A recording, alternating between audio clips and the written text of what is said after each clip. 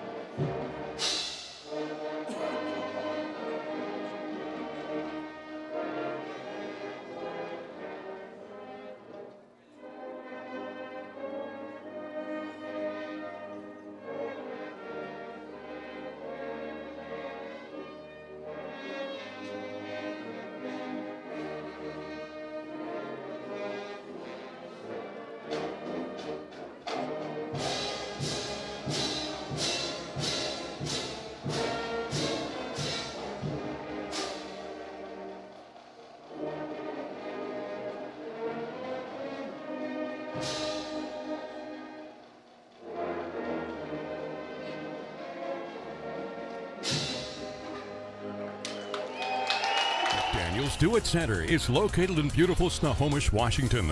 Locally owned and operated for over 40 years, they are proud to provide the Snohomish Valley with exceptional hardware, tools, lawn and garden, and sporting goods products. Their commitment to delivering legendary customer service and their outstanding employees continue to make McDaniel's the best and one of the most recognized do-it-best centers in the nation. Stop by and experience for yourself the difference between McDaniel's and the big box stores. Discover why so many people are choosing to shop at McDaniel's. Marie, our statistician is Buddy Patrick, and our network producer this evening is Brandon Hamilton. We've also dispatched Tornado Ted Beener to Woolsey Stadium in Shoreline for the game between the Kings Knights and the Lakewood Cougars. He'll be reporting in from Shoreline here coming up throughout our broadcast this evening, which is brought to you also in part by Hometown Handyman, Screen Printing Northwest, Mike Dixon Farmers Insurance, the Law Office of Russell and Hill, Hat Trick Northwest, the Buzz Inn Steakhouse, and by McLean Insurance in Silver Lake. So Coach Joel Vincent, we talked about a little bit in our radio pregame show. Let's just reiterate now. Lake Stevens loses their quarterback. You've been there when you coached at Jackson. For those, you get to the playoffs, you get to the last game of the regular season, and suddenly it's like, what do you mean he's not playing? Yeah, but you've played a whole season, so you know your strengths, you know who your guys are, and you're gonna ask those guys to pick up a little bit of the slack, do a little extra, and you're gonna tailor the game plan around this young quarterback to give him the best chance of being successful. And I think Coach Tri talked with Steve about that a little bit. And if you're on the other side of the football, not one person dressed in blue with white pants down in front of us feels sorry for Lake Stevens. No.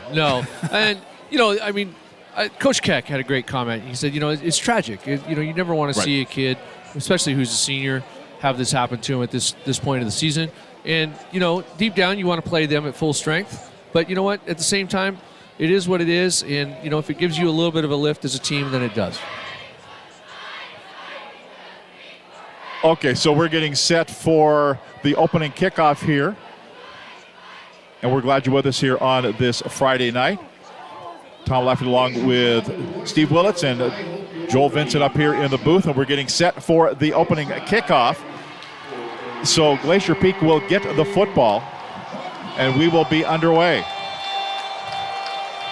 The kicker is McCrae Flanders, and he will put his foot to it. The kick is on the way. And it is going to be fielded at the 5-yard line to the 10, 15. Russell at the 25, at the 30. Russell at the 45. Russell at the 50. Brought down from behind. Russell got it just kind of a little slant. He started heading our direction. 47-yard return. Cole Becker saved the day. And the kicker didn't make the tackle there, but the kicker held him up enough that the pursuit chased him down from behind. But what a great return to start the game for Glacier Peak. And Glacier Peak will start with a short field. They'll go 1st and 10 on the plus side of the 50-yard line. They'll start at the 48-yard line, 1st and 10 for the Glacier Peak Grizzlies. They'll start from the 48. Glacier Peak in the dark blue jerseys, white pants, silver helmets, white numbers, and silver trim, moving from right to left.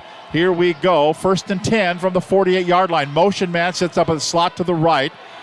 Shotgun snap, River Lean throws, the rifles one in there. It's going to be, well, Lake Stevens is saying incomplete, and I haven't seen an official say. The linesmen are marking it as complete. No. Now the umpire's going to wave them off. Yeah, they're going to wave him off, so Torrey Watkins was the intended receiver. I think he trapped the football. Let's take a look at the starters for Glacier Peak on the offensive front line from tackle to tackle. Austin Emmons, Adam Troxel, Jacob Erickson, Baxter Cox, and Anthony Guerrero. The tight end is Torrey Watkins. The wide receivers are Cooper Jensen, Logan Sarzak, and Jaden Claps. The running back is Trey Lechner. River Lean is the quarterback.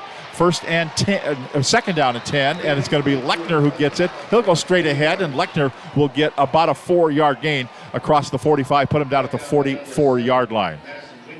So an incomplete pass and then a 4-yard run by Lechner, and it'll bring up now 3rd down, and we'll call it 6 yards to go at the 43-yard line for Glacier Peak. Looking over to the near side here to get the play call from the Glacier Peak sideline. On 3rd down, 6 yards to go from the 44. Ball in the center of the field. River Lean, shotgun snap. Drops back, sets up, fires, knocked down. Knocked down on the far side. There's that man again, Cole Becker. Coach, he's already in the early returns looking for a player of the game sweatshirt. Yeah, well, he's actually engaged in a block, but he's reading the eyes of the quarterback, and as that quarterback hitches up the throw, he times his jump and just bats that ball down. He saved the touchdown on the return, and then he bats down that ball. Here's the defensive depth chart for the Lake Stevens Vikings. The Vikings on defense across the front, Cassidy Belong-Banks, Drew Carter, Trace Hanks, and Isaac Redford. The linebackers, Joe McGinnis, Madison Wincoop, and Colby Easterling. The defensive ends are Cole Becker, Navir Calais, Curtis Villicana, and Dylan Slezak. 4th down here, they were going to go for it. They were showing, and now they decided to call a timeout, and we'll step aside as well. 10:54 to go. Right here in the first quarter at Snohomish. It's the Grizzlies nothing, the Vikings nothing. Back with more right here on KRKO. We are all frustrated with the high cost of heating and cooling our homes. At GNS, we are completely changing the way you keep your home comfortable. Because we are Snohomish County's premier Lennox dealer, we can design a perfect system for you, one that will save you a lot of money on your utility bill. The Lennox Home Comfort System creates the ideal home environment. Enjoy innovation in every season with precise, quietly efficient Lennox heat pumps that keep your life simply perfect. Call GNS Heating, Cooling, and Electric today or visit us at gsheating.com.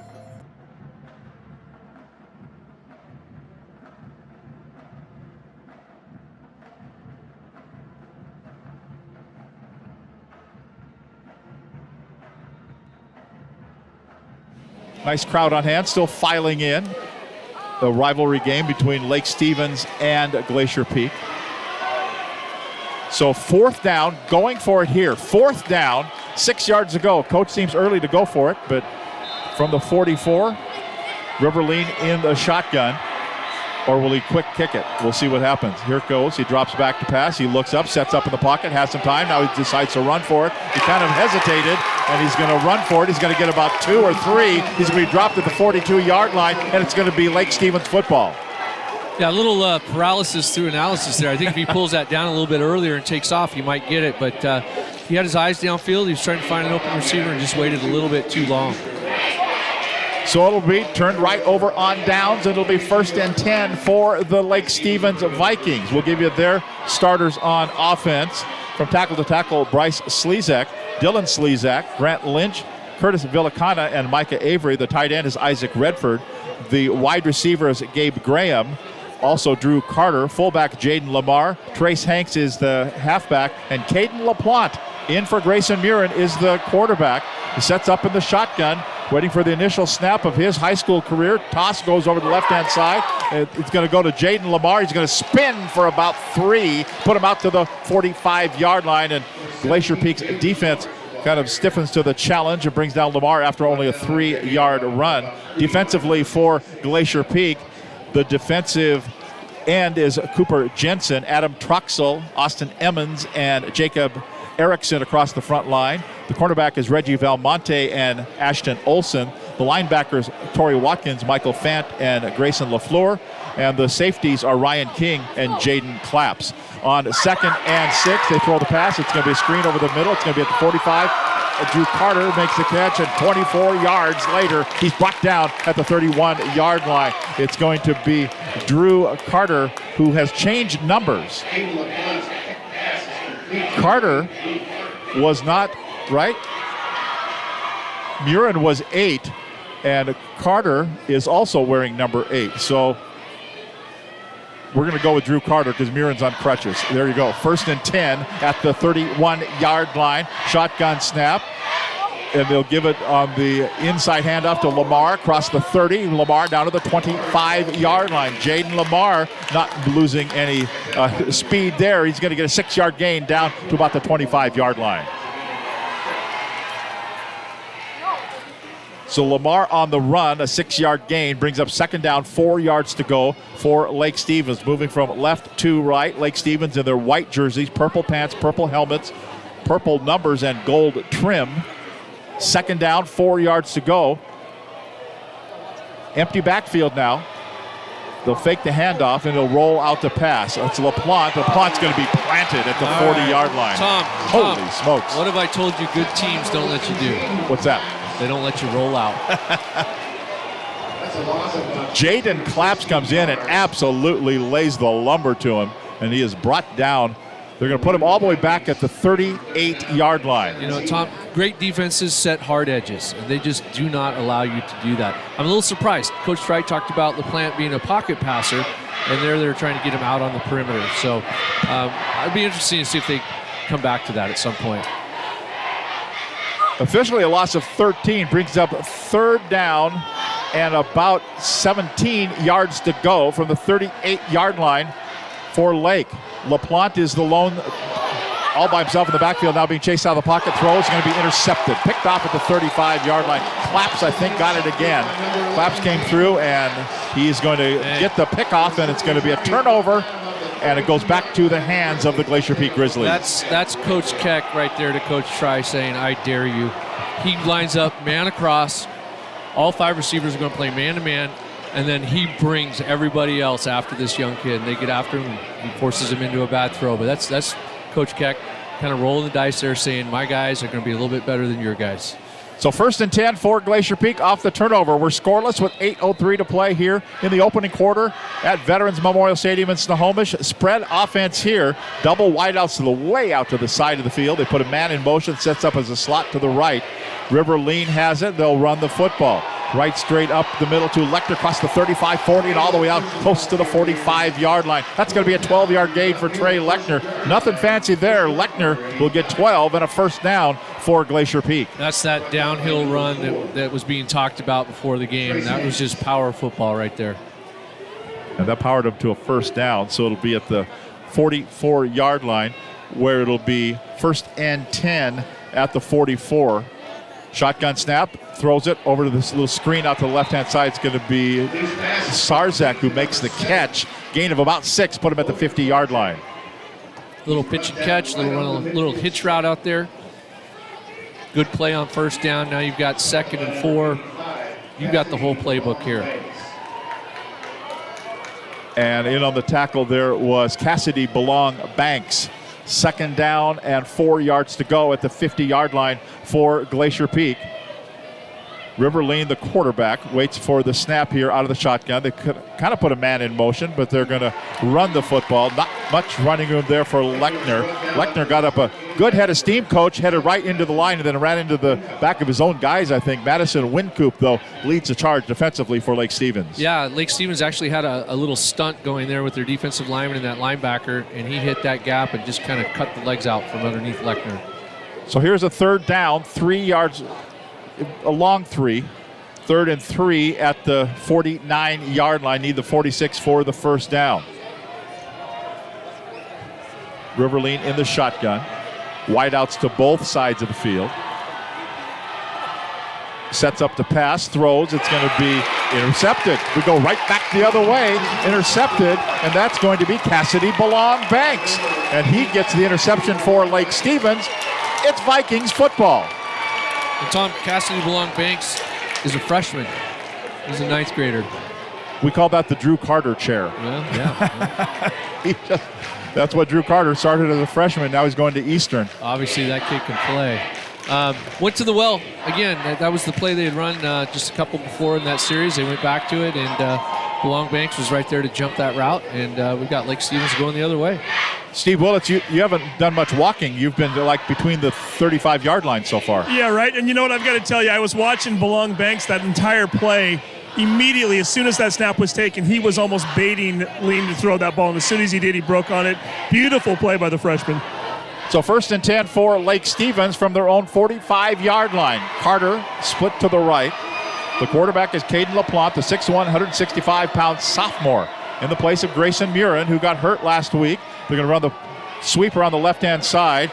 That's Trace Hanks, tries to turn the corner, really can't. He's going to be gang tackled and brought down maybe a yard or two, but that was tough sledding, Coach. They pretty good job defensively by Glacier Peak to just kind of contain him. Yeah, Ryder Wilkinson leads the way. Yeah, that's just rallying to the football. I think Coach Keck would have to be really happy right here. Anytime there's a Lake Stevens ball carrier, there's a sea of blue jerseys rallying to the football. So that's going to be pretty encouraging for Coach Keck. Officially a 1-yard gain, 2nd down, 9 yards to go for the Vikings at their own 46-yard line. And now we're going to have a stoppage here. Some kind of equipment issue. Our referee is Brian Clute. The Miles Brenner is the umpire. Scott Roney is the linesman. Joel Taylor, the line judge. The back judge is Reed Baker on a 2nd and 9. It's going to be a handoff. No, he kept it. Actually, it was Jaden Lamar on the quarterback team was brought down just short of the 50-yard line. I think they went out a Wildcat. Okay, Yeah. It was, yeah. Jaden Lamar carried it, took the direct snap. So we thought we'd see Wildcat. They just took a couple of plays before they unveiled it. Yep, and they're still in it. I kind of like when I'm right. It doesn't happen very often. So waiting for the snap. Here it is. They were going to hand it off, and they'll have Trace Hanks. Hanks around the right side. Hanks will get down to the 45-yard line. So positive gain there. Could be close to a first down.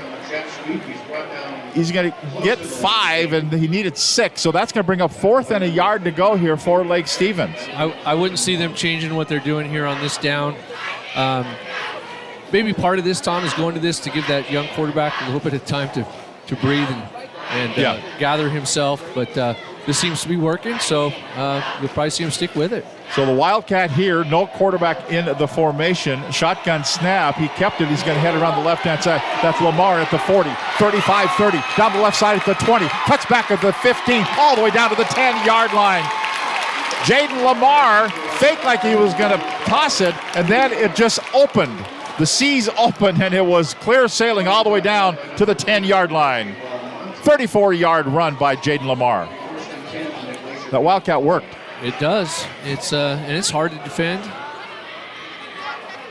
So here we go, first down. I think he was put down just shy of right around the 11. So it's 1st and 10 at the 11. Jaden Lamar will run the football, trying to head upfield, and he really can't. He got stretched down, and brought down. Give him about a 2-yard gain. That'll put it right on the 10-yard line. So it's going to be 2nd down, 8 yards to go at the 10. So they can get a first down inside the 2. We're down inside 4 minutes to play in a scoreless first quarter thus far. And in this Wildcat look, Lamar's mate back there in the backfield is his younger brother. And he's going to give it to his younger brother. He's going to head up and into the end zone, and that's going to be a touchdown. Jayshawn Lamar, a 10-yard run, touchdown, Lake Stevens. Lamar to Lamar, and a score. Yeah, Jayshawn Lamar is also a freshman.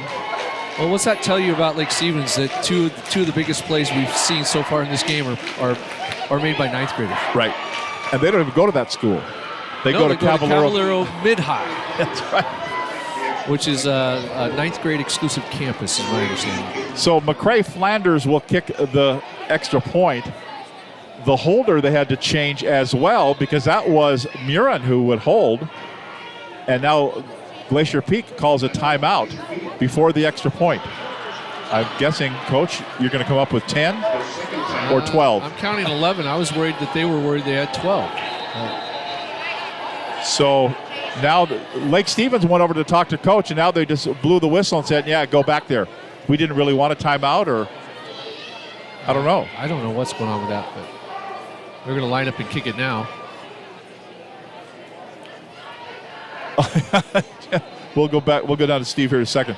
LaPlante, though, is in now as he's the quarterback, but he's now the holder. So he had to learn that skill this week as well. Waiting for the snap. The placement is up, and it is no good. Wide left. Wow. McCrae Flanders almost never misses, but I think he kind of mishandled the snap a little bit, looked like, on the holding. And I think any kicker will tell you that they're pretty finicky with their holders and just their whole routine, and it'll be interesting to see how that plays out the rest of the game with him having a new holder. We're going to keep it right here. Steve, let's go down to you. You said Coach apologized? Yeah, first of all, one other thing here in regards to that PAT just now, I had a pretty good angle on it. LaPlante definitely had troubles getting a hold of that ball. Went to put it down. I'm not even sure he got it down on the tee correctly. So definitely more on the holder than the kicker on that one. But yeah, as far as what happened with Keck a minute ago, he yelled something at his team, and I think the officials might have mistaken it as a timeout. The Lake Stevens team started to go down towards their sideline. Coach Keck and one of the officials were having a word, and finally Coach Keck just yelled at him, and he put his hand on his own chest and said, "My fault, I'm sorry," and they went right back to it. So not exactly sure what had happened or if he said something that sounded like timeout, but it sounds like it was just a miscommunication all around and no harm done. So we're ready to go. We'll take a look at that scoring drive here in a moment as Lake Stevens took it down the field. And McCrae Flanders will kick it here off the tee at the 40-yard line. The approach, kind of a low line drive and out of bounds. He kind of hooked it. Out of bounds it goes, so it'll be put out to the 35-yard line, and that's where Glacier Peak will start this drive. We go to Buddy Patrick with a look at the scoring drive. Vikings drive the ball 55 yards in 6 plays, all on the ground, taking 2:37 off the clock. A 10-yard run by Jayshawn Lamar. McCrae Flanders' kick was good with 3:43 to go. Was no good. Was no good, and with 3:43 to go in the first quarter, Lake Stevens 6, Glacier Peak 0. See, and Buddy always says that I never listen to him, and I actually listened to that one. And Tom, it looks like we're gonna see something here we don't see too often. Normally, when the kickoff team kicks it out of bounds, the receiving team gets it at the 35, or they can elect to have the team re-kick. And so it looks like Glacier Peak is choosing to have Lake Stevens re-kick, and why wouldn't they after that first big return they had? Sure. So that'll back them up 5 yards. It's just an illegal procedure penalty. And they moved the kicker now over to the left hash. So when maybe that is to compensate for that duck hook you were talking about. For your golf swing. Yes. Your slice. Yes. So, and here comes a late arrival to the kickoff team here for Lake Stevens. Now they're ready to go. Waiting for the approach here by McCrae Flanders, and here we go. Re-kick, a redo. Line driver will be taken at the 10-yard line. Russell on the return at the 15, at the 20, at the 25. Then he looks for an opening there, and he's not going to find one. He's going to be dropped at the 25-yard line. And, Coach, we talked about Murin going down, but that's something when a mainstay of your team goes down, it just throws everything off, right? Suddenly the kicker can't find the tee, and suddenly you can't find the bathroom. Well, especially if you're a kid like Murin who, you have your hands in a bunch of different things, right? It's not too often you see starting quarterbacks at this level who are holders. Right. But if that's the one that the kicker is used to, you've only had a couple of days to get the backup holder in there, and it's all about timing. And tends to throw things off. So from the 28-yard line, they'll start 1st and 10. Glacier Peak will. They'll run the football around the left side. Lechner on the carry. He's going to get a couple. They get about 3. So actually they ended up losing about 8 yards on that. Dylan Slezak in on the tackle there, because they would have had it at the 35-yard line, but instead they started this one at the 28. Now they're at the right at the 30-yard line. So 2nd down, 8 yards to go for Glacier Peak. Shotgun snap for River Lean. And Lechner will get it again, straight forward, and Lechner, nothing fancy. He's just going to get about 3 more yards, 3 yards in a cloud of AstroTurf, and he's going to be brought down after a 3-yard gain. Brings up 3rd down and 4 yards to go for Glacier Peak. A 6-0 lead for the Vikings from Lake Stevens. We're at 2:40 to play in the opening quarter at Snohomish. I think this is where you double move that young corner who jumped that pass. I think you hook him and let him go. And here's a shotgun snap. He drops the football, goes back, picks it up, and now he's going to try to run with it. And down he will. Then he throws it. He threw. I'm not sure where he was throwing. He was going down. He was in the grasp, and then he kind of sidearm slung the ball at the feet of maybe a would-be receiver. They're going to say incomplete pass, or Steve, what did you see down there? I saw what you saw. I mean, Logan Sarzak had a good hold of him. He was getting ready to take him down, and there's the late flag right there. I think we're going to get a grounding, because certainly he did not have a receiver in the vicinity. I think he just wanted to get rid of it and try to avoid the sack. Yeah, only the referee can call intentional grounding. And that was such a weird-looking play that I think he wanted to hear from the rest of his crew. Like, was there anybody there? No. Okay, we're gonna throw the flag. So a loss of down. Maybe a bigger concern, Tom and Steve. I don't know, Steve, you can check on this, but River Lean limped off after that play, and he seems to be in a little bit of distress here on the sideline. And so that's going to bring up 3rd down. 4th down, right? With the loss of down, it'll be 4th down and 15-yard penalty. So it's going to be 4th down and about 19 yards to go. Actually, that's right at 21 yards to go. 4th and 21 here for Glacier Peak. And they're waiting to punt the football away.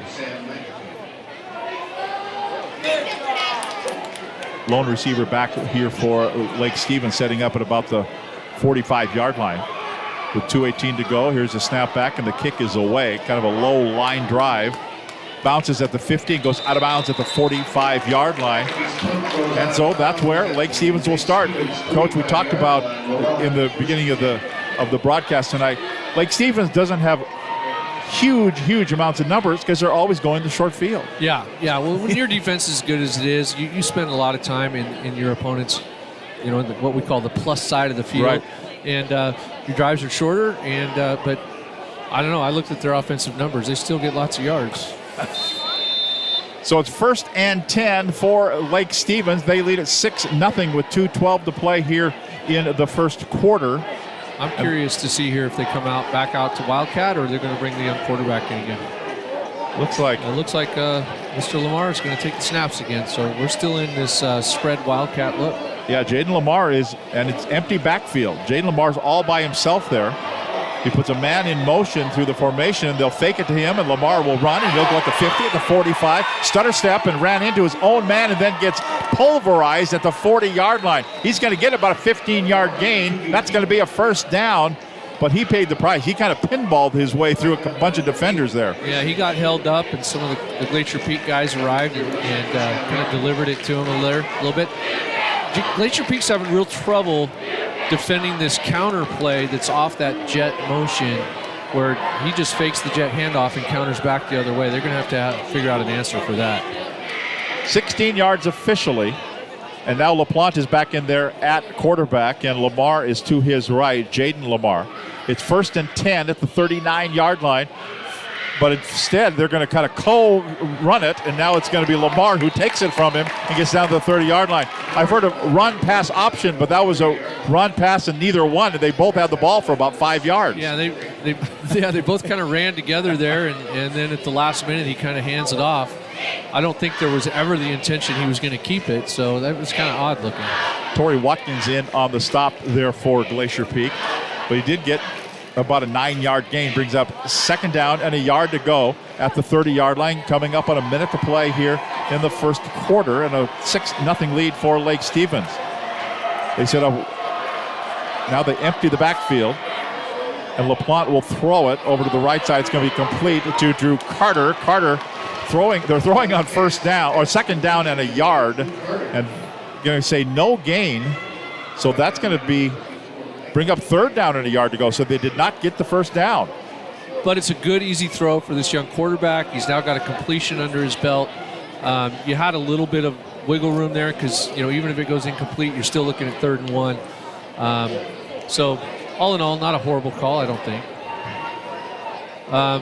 Here's a tell. You got Lamar standing right next to the quarterback, probably direct snap to Lamar. See what happens here. I think that's maybe was going to happen last time, but this time it does do it, and they're not going to get the first down. He's going to lose 2 yards. It was a snap right to Lamar. I think that's, Coach, was going to happen the last time, and LaPlante forgot. Yeah, well, that's a tell going all the way back to when I was coaching. We knew when we got ready for Lake Stevens, as soon as that running back got foot to foot with that quarterback, it was going to the running back and not the quarterback. And before we take a break, because it's the end of the quarter, boy, that's confusing to your center, too. He's really got to be good, right? Well, yeah, and he's snapping it at a little bit different angle. Right. Because that quarterback's directly behind him, so it looks normal. He's got to snap it on that slight angle so it goes directly to that back. End of the first quarter. It's the Lake Stevens Vikings 6 and the Glacier Peak Grizzlies 0. Back with the second quarter right here on KRKO. We are all frustrated with the high cost of heating and cooling our homes. At GNS, we are completely changing the way you keep your home comfortable. Because we are Snohomish County's premier Lennox dealer, we can design a perfect system for you, one that will save you a lot of money on your utility bill. The Lennox Home Comfort System creates the ideal home environment. Enjoy innovation in every season with precise, quietly efficient Lennox heat pumps that keep your life simply perfect. Call GNS Heating, Cooling, and Electric today or visit us at gsheating.com.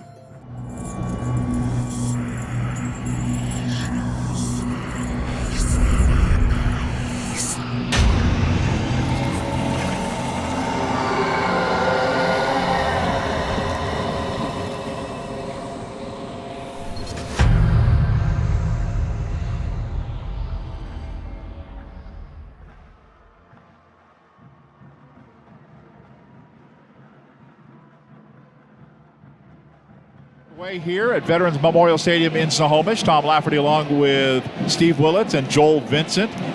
Our spotter is Joshua St. Marie. Our statistician is Buddy Patrick. Our radio network producer is Brandon Hamilton. Big down here, 4th down for Lake Stevens from the 32-yard line of Glacier Peak. The shotgun snap, a little razzle-dazzle. They give it to Drew Carter, heading around the left-hand side. Carter gets to the 30, hurdles a man, and gets down to the 27-yard line. That's going to be enough. He's going to get 5, only needed 3, and a flag comes in at the end of the play. And Steve is right in front of you. It was. Drew Carter got that first down. He started to go back to the huddle, and before he gave the ball to the officials, he put his arm up and made a first down sign, and the officials didn't like that. Immediately, the flag came out. He's done it all night. He's done it all year. Maybe he hasn't had this crew. This crew doesn't like. Well, it was, if you get up, Steve, here we're going to debate. If you get up and signal first down, they won't do it. If you're heading back to the huddle and then you late and think about it, then okay, that's taunting. Yeah, you know what? I mean, honestly, between the three of us, I think I'm a little more lenient on giving guys the room to celebrate anyway, and I really didn't see it there. I mean, to me, signaling first down is not that big of a deal. Now, granted, he did turn towards the crowd and do it, but he turned towards his own crowd, so I don't really think that's as much of a taunt, but... I think he was taunting you, Steve. He could have been taunting. I don't know why he'd want to do that. That would be a pretty low-hanging fruit for him. But, yeah, really, I mean, again, I think they might have overreacted a little bit on that one. I think, signaling towards your own crowd, it wasn't towards the other team's bench. It wasn't towards the other team's student body. Yeah. It was he was celebrating along with his own group there. And, unfortunately, now we see a 15-yard penalty because of it. My mantra always with my guys was act like you've been there before. Yep. It's not a big deal. It's first down. Steve Largent. Empty backfield here. Lamar has it, takes the direct snap, heads upfield, gets to the 40, so he gets a couple, and then he gets gang tackled and thrown down. So gain of 2, put him at the 40-yard line on a 1st and 10 play. Yeah, the unsportsmanlike conduct backed him up to start this drive at the 42 A 6-0 lead for Lake Stevens, and they have the football. Second down, 8 yards to go. Now the officials will stop play again. I think we're going to have an equipment problem for... Sending someone out. And it's probably because he's bleeding, so we got to take care of that. Yeah. Trainers are running over. Micah Avery is sent off the field, and he's going to be replaced by Navir Kaile. So second down, 8 yards to go from the 40-yard line at the Glacier Peak 40. And now Tom Try is going to call a timeout. He wants to call a timeout. We will call a timeout. Tell you that it's 11:31 to play here in the first half. It's the Vikings 6, the Grizzlies nothing. Back with more. At Gene Johnson are here and ready to help with our touch-free service. Being clean and safe are at the top of our minds. We're using gloves, masks, shoe covers, and lots of hand sanitizer. Our software allows us to get your approval without any physical contact. We hope you don't need us, but if you do, we're ready. Gene Johnson, clean, on time, and professional.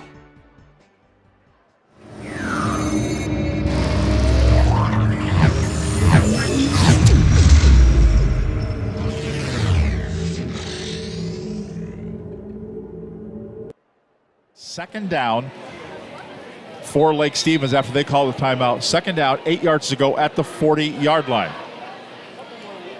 Lake comes in en masse from the far sideline where Lake Stevens has set up shop here at Veterans Memorial Stadium. Glacier Peak's ready to go defensively, ready to play football. With 11:31 to play in the first half. A 6-0 lead for the Vikings.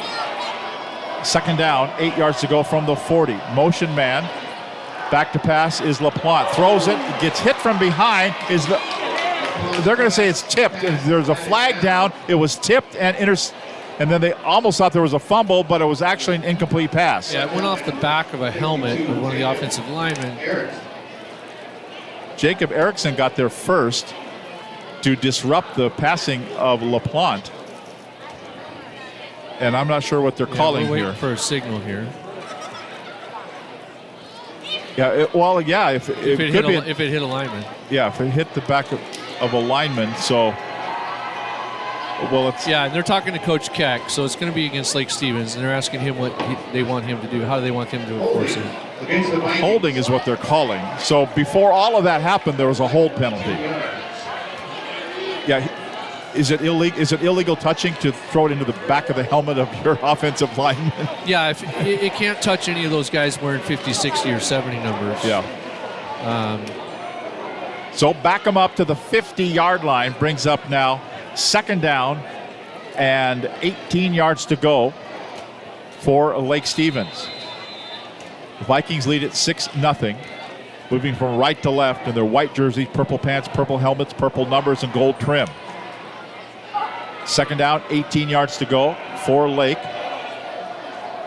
Out of the shotgun here. Dropping back is LaPlante, being chased big time. Throws a screen pass, it's going to be complete. Lamar at the 40, 35, 30, down the left side at the 20, at the 10, and the 5, and into the end zone. Touchdown, Lake Stevens. 50 yards even. Jaden Lamar out of the backfield. Little screen pass by LaPlante, and it's a touchdown for the Vikings. Kind of an innovative play design there. They roll him out to the right. Lamar kind of slips back to the left, and you throw that screen against the grain. Great play design. Catches Glacier Peak completely unaware and takes it to the house. He does, and it goes in for the score. And that's with 11:13 to play here in the first half. Electing not to go for two. I think they just want to keep practicing this, as LaPlante now has to hold for McCrae Flanders. The snap, the kick on the way, it's up, and this time it is good. So with 11 minutes and 13 seconds to play in the first half, our score, the Lake Stevens Vikings 13, the Glacier Peak Grizzlies nothing. You're listening to Snohomish County Western Conference. You can almost smell those fresh ground beans. Airfield Espresso at Harvey Field has been serving delicious cups of gourmet happiness for over 25 years. Excellent service and lasting relationships is their top priority. Stop in and experience the kindness and joy that exude from this special place, one cup at a time.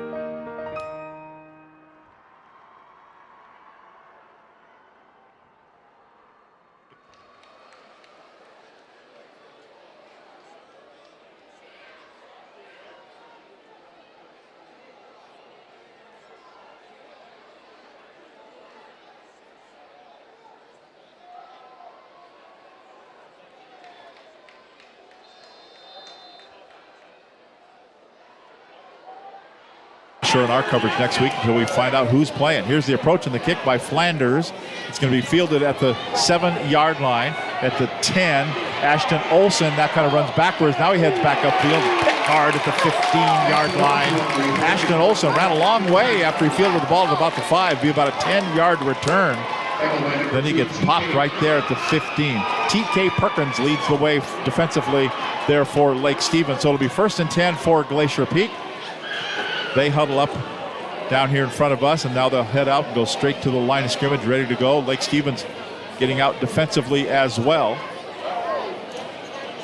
So from the 15-yard line, 1st down, 10 yards to go for Glacier Peak.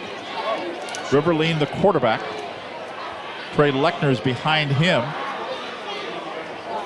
Really working out of the pistol. We'll call it the shotgun snap, and drops back to pass. Lean throws a screen pass. Lechner makes a catch at the 15, 20. Keeps running to the 25, and then gets the boom lowered upon him as he gets out to about the 28-yard line. That'll be a 12-yard gain. Trey Lechner, a little screen pass coming out of the backfield. Yeah, simple back out, and Lake Stevens linebacker not there to cover it. Lots of green grass, and we're moving the chains here for Glacier Peak. They do. They put it out to the 27-yard line, where it's 1st and 10 for the Grizzlies. Down by 2 scores to Lake Stevens.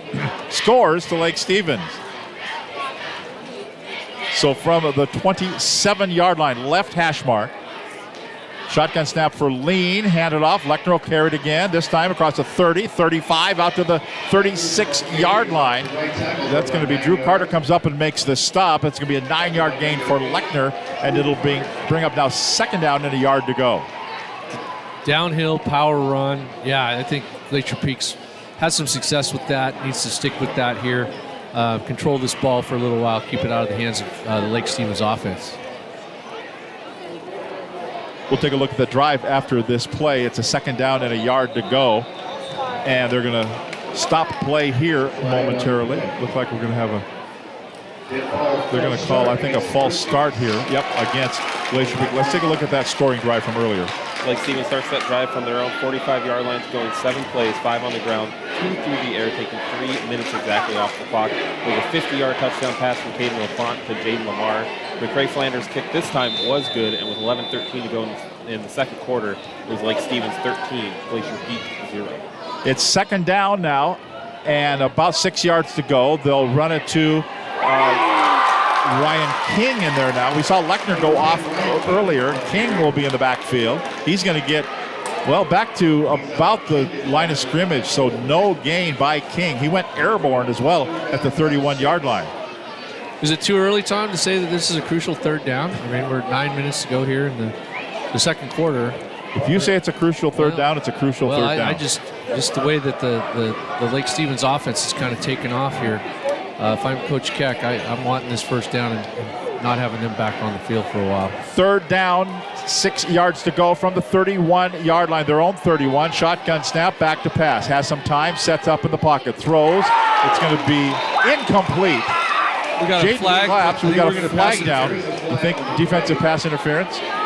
Yeah. Stevie was all over him. Yeah, TK Perkins got there a little bit early on that one, so they're certainly going to call that. I should point out, too, on that play right before that, you mentioned that the running back got airborne. He got airborne. Mr. Madison Wincoop, number 7, put a huge lick on him. It's pretty physical down here tonight, rightfully so. These 2 teams fighting for 1st place. They don't like each other either. I mean, not just football-wise, they don't like each other. I don't know. Personally, I don't know.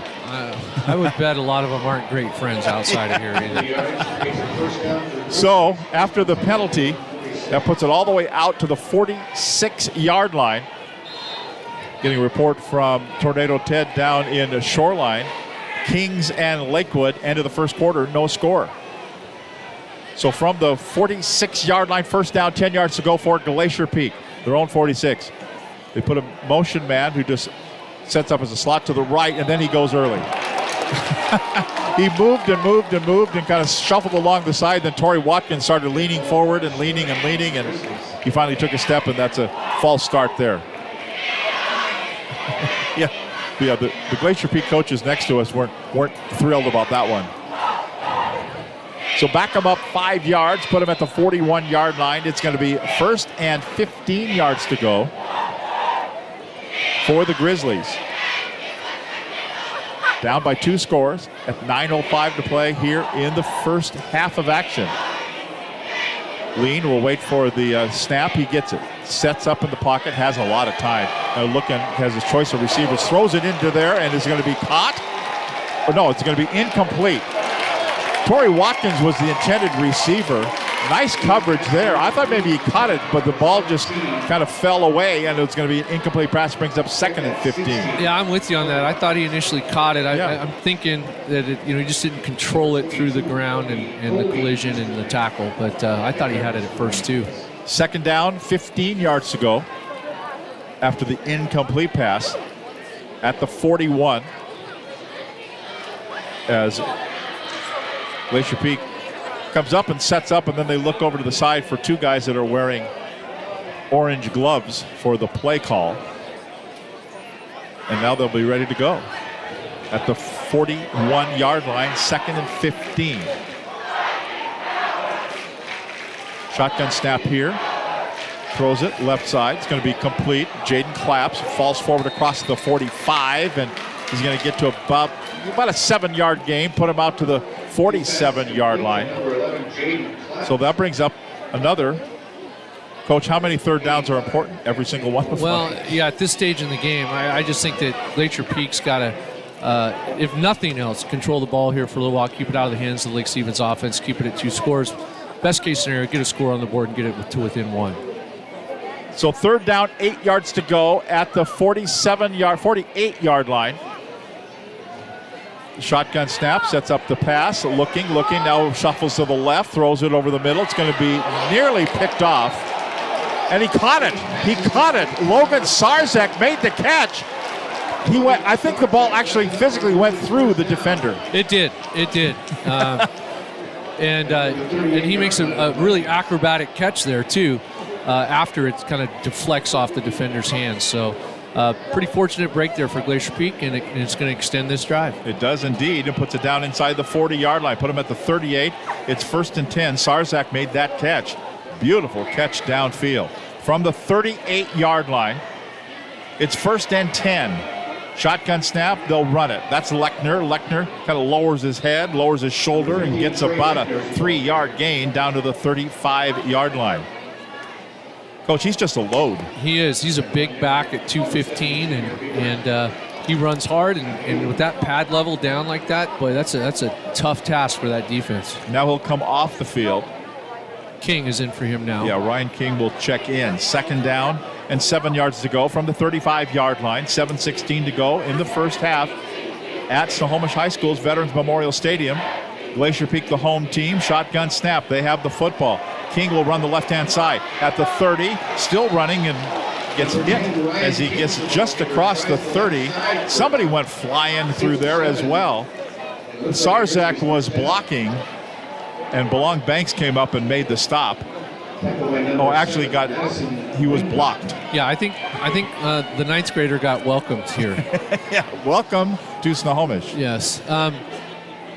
Yeah, it's interesting. These 2 backs are a little bit different. King's kind of more that smaller guy, quicker guy, slasher kind of guy, and Lechner's that tough downhill big back runner. You like both of them, don't you? Absolutely. And Steve, they're both got 11 after their name too, right? They're both juniors, as is the quarterback, as is Jensen, as are a number of other players on this GP team.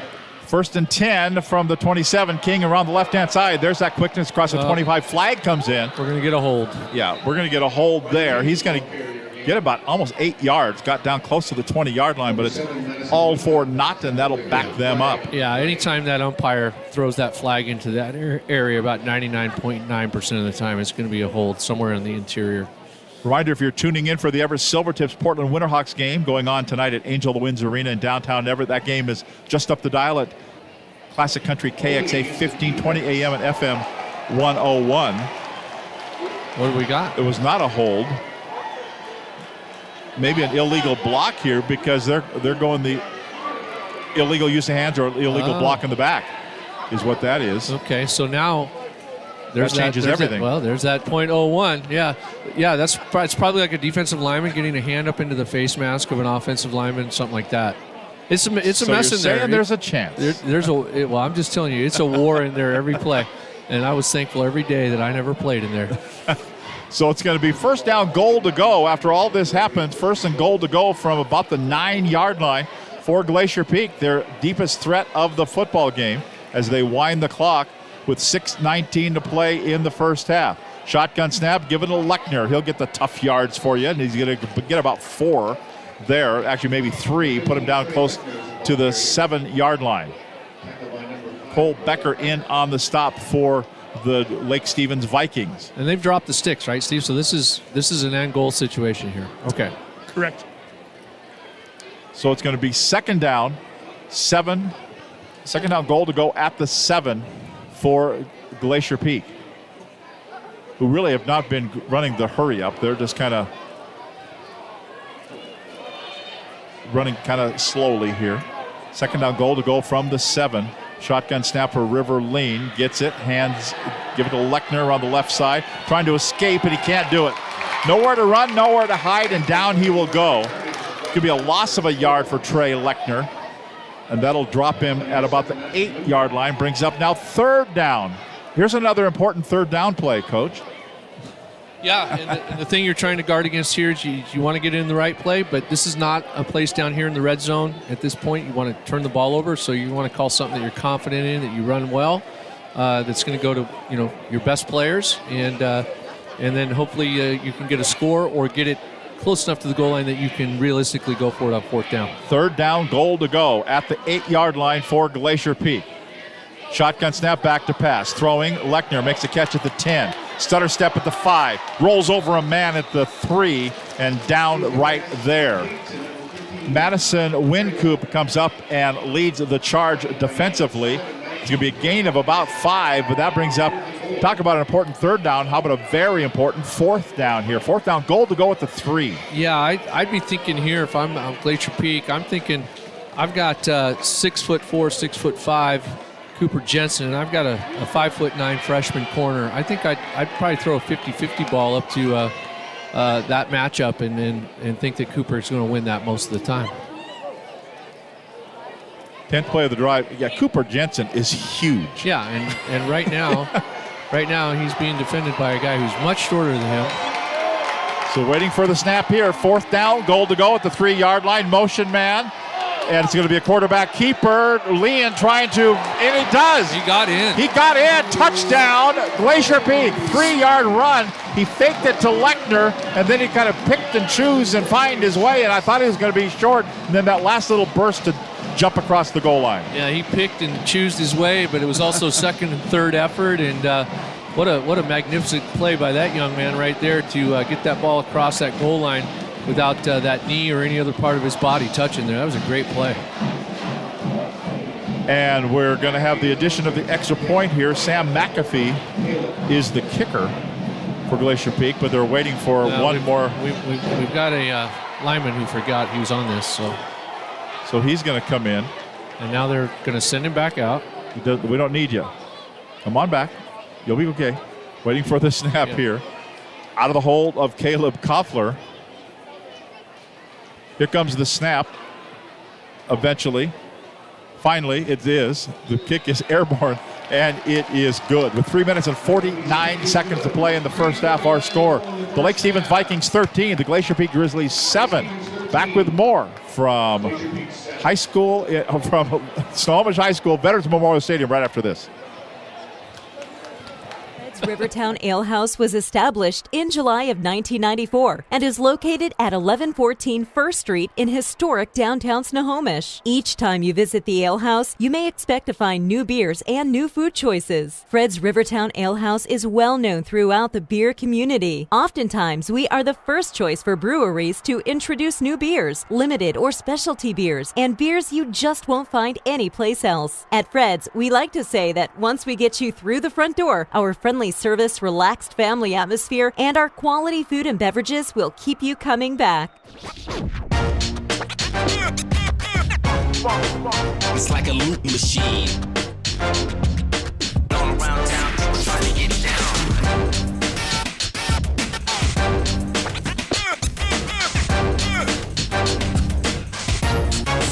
It's like a loop machine. We had an update from Tornado Ted Beener here a moment ago, and we'll give you that update here with 6:44 left in the second quarter. It's Lakewood 8, Kings 7. That down at Woolsey Stadium in Shoreline. Right there on Fremont, about 180th and Fremont. 3:49 to go here in the first half of action. We'll take a look at that scoring drive with Buddy in just a moment. We'll wait for the kick here by Sam McAfee. Here is the approach, and the kick is away, kind of short and end over end. It's going to be fielded at the 25-yard line. Cole Becker on the return at the 30, still running out of the 35 and gets all the way out to the 37-yard line. So returned by Becker. Pretty good starting field position here for the Lake Stevens Vikings. We take a look at that scoring drive with Buddy Patrick. The Grizzlies go 85 yards in 10 plays, 7 on the ground, 3 through the air, taking 7 minutes and 23 seconds off of the clock. It was a 3-yard quarterback keeper by River Lean. Sam McAfee's kick was good, and with 3:49 to go here in the first half, it's Lake Stevens Vikings 13, the Glacier Peak Grizzlies 7.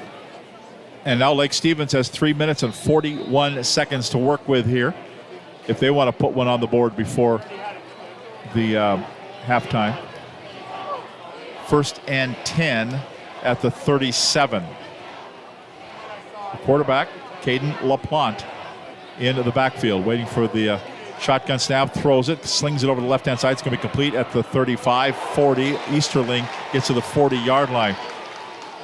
Coach, the other night on the Eli Manning, Peyton Manning secondary broadcast for the Monday Night Football game, they talked about scoring at the end of the first half, especially going in that you get the football at the beginning of the second half, where the other team doesn't have the ball for about an hour. Yeah, and that happened the other night where I remember them counting the time off, saying, they haven't touched, their offense hadn't touched the ball in an hour and 8 minutes or whatever it was. It was kind of crazy.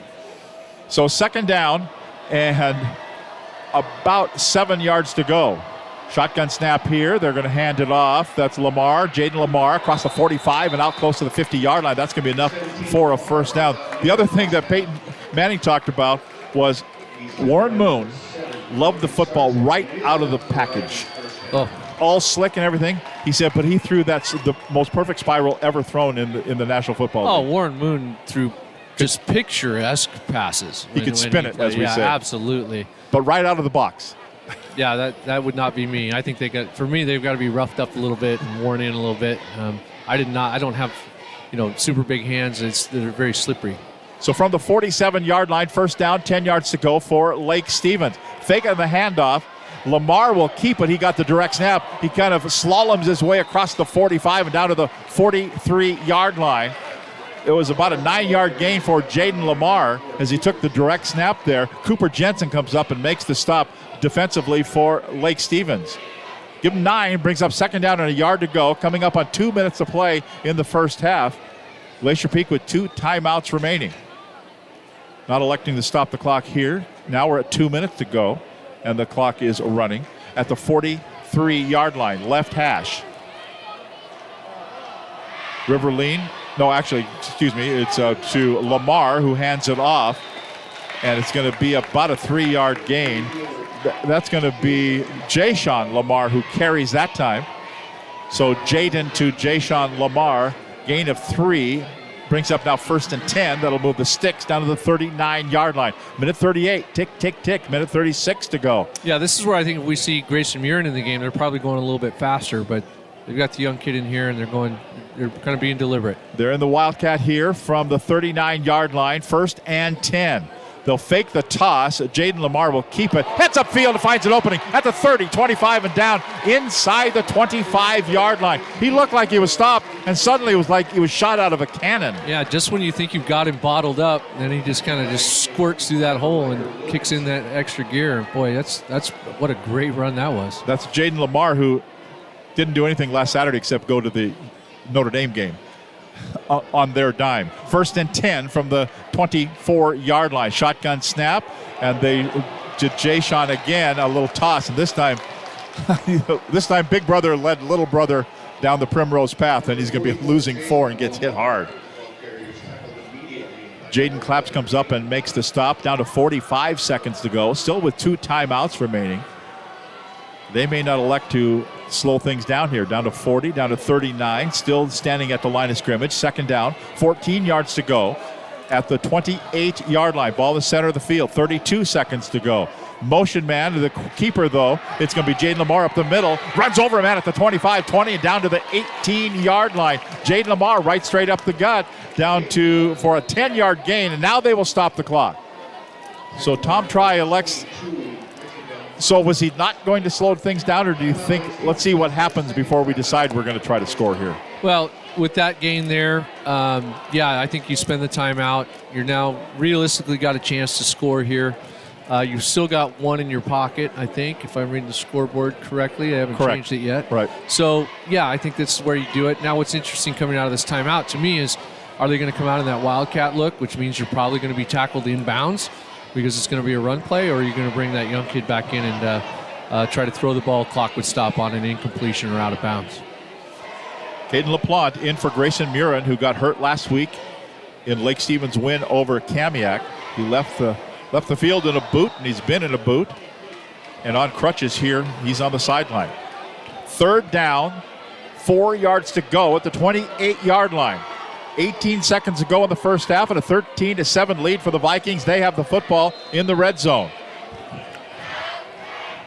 Waiting for the snap here. They'll give it to LaPlante. Will give it away around the left-hand side. That's Jaden Lamar at the 10, and then brought down at the 6-yard line. That'll stop the clock to move the chains down to 11 seconds to go. They have 1 timeout remaining, and they will call it here. Tackle there by Logan Sarzak. So, and they're going to take that. They're going to take that last time out. Yeah, they will. So he's going to be at the, we'll call it the 6.5-yard line. 11 seconds to go. Time for probably 2 plays. You going to run it? You can't run it, can you? No, not. You can't run it and get 2 plays. No. So, they could have spiked that as soon as it was marked ready for play. You probably would have lost a second or 2 on that. But and had more options for the next 2 plays. Yeah, so I think here you're going to see, we'll probably see LaPlante at quarterback, I'm guessing, and we'll probably see some. I think you got enough time here to take 2 shots if you're throwing the ball, I think. So who comes out? Lamar is heading to the backfield. Trace Hanks is heading over to the left side, and Caden LaPlante, the quarterback, is coming in to stand in the shotgun. He's tall and skinny. 6'1", 165. So 1st down, goal to go at the 7-yard line for Lake Stevens. LaPlante stands in the shotgun, has Jaden Lamar to his left. Double wideouts to the left side. He rolls to the left to pass, throws to the end zone, out of the back of the end zone, incomplete. And now we've got 7 seconds left, so here you go. Incomplete pass brings up 2nd down, goal to go at the 7-yard line. And they're bringing they're running the field goal team on, Tom. Yeah, it does look like that, doesn't it? Steve, you don't like it? Not at all. You've got 7 seconds left. That last play took you 4 seconds, and you still have a timeout left on the board. No. Oh, too much offense out there. I think I would have gone for it here. I don't think the board's correct. Well, Steve. I'm not sure that the board was correct from the beginning of the game. I think they had 2s. Here we go, waiting for the snap, and now we're going to have a stoppage here. Timeout by Glacier Peak. So Glacier Peak calls timeout. I'm not sure that the timeouts on the board were ever correct. It was 2 from the beginning. Well, that would be helpful. Yeah. So everything on the scoreboard is a suggestion. I'm going to have to walk down there at halftime. Ask them if they can just put 3s up to start. Is the 7 seconds a suggestion, or are we keeping that time on the field? I have a hard enough time up here. So second down, goal to go. Looking like they're going to. Do you change your mind if you're Lake Stevens now? Yeah, see, that's the dang if you do, dang if you don't here with Coach Keck.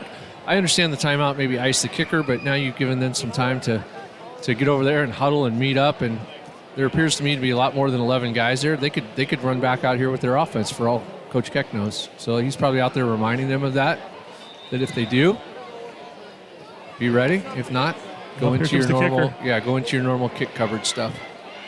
Yeah, McCray Flanders is coming out, which is interesting because they had the bobble earlier, yep. Tom, with the new holder. So it'll be interesting to see how this works out for Lake Stevens. So from the left hash mark, it's going to be a 23-yard field goal.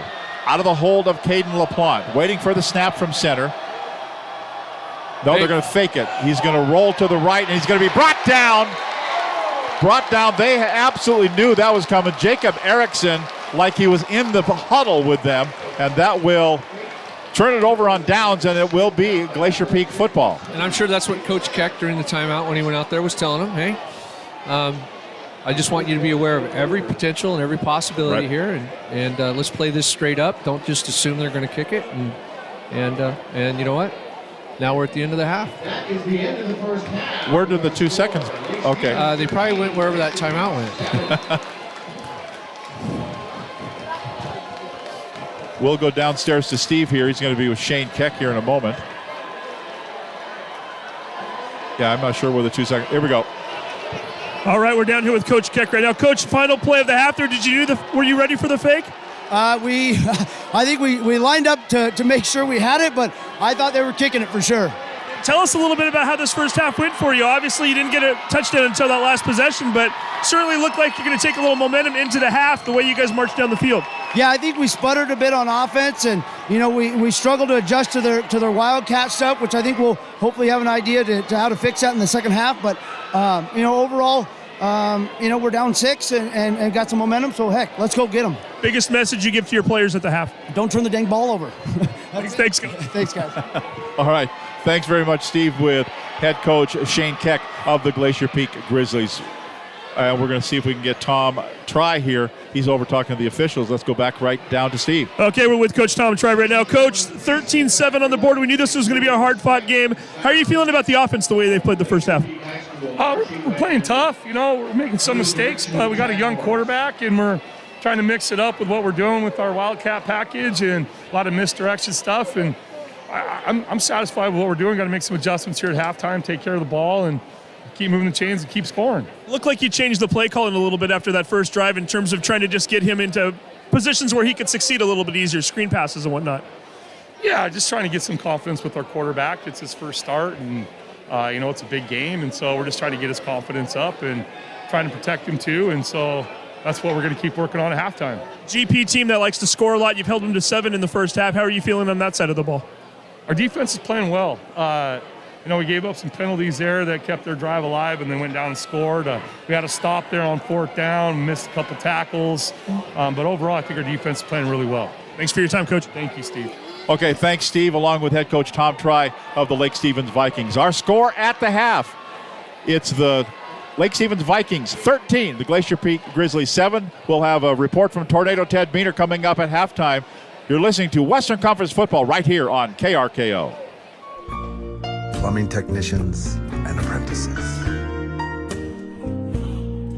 Working together, learning together, masters of the craft, passing on their skills and knowledge for the trade.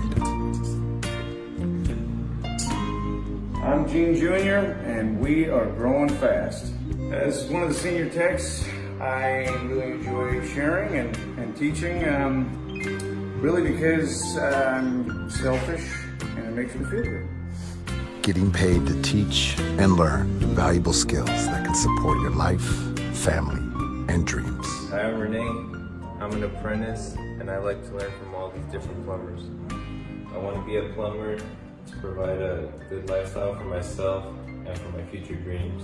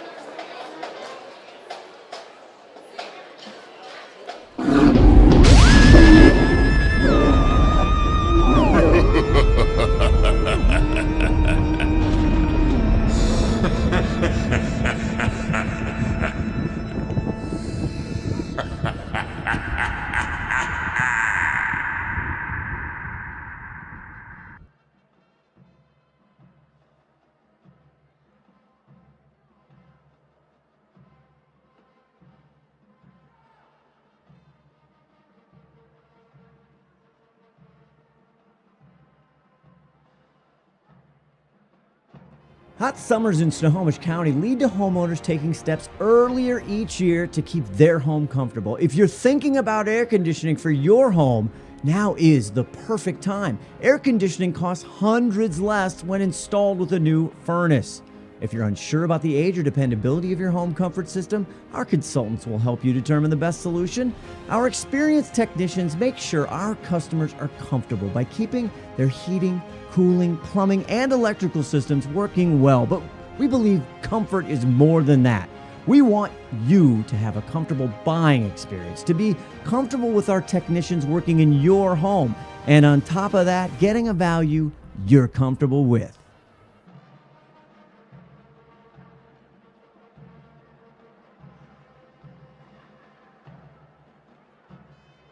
McDaniel's Do-It Center is located in beautiful Snohomish, Washington. Locally owned and operated for over 40 years, they are proud to provide the Snohomish Valley with exceptional hardware, tools, lawn and garden, and sporting goods products. Their commitment to delivering legendary customer service and their outstanding employees continue to make McDaniel's the best and one of the most recognized do-it-best centers in the nation. Stop by and experience for yourself the difference between McDaniel's and the big box stores. Discover why so many people are choosing to shop at McDaniel's.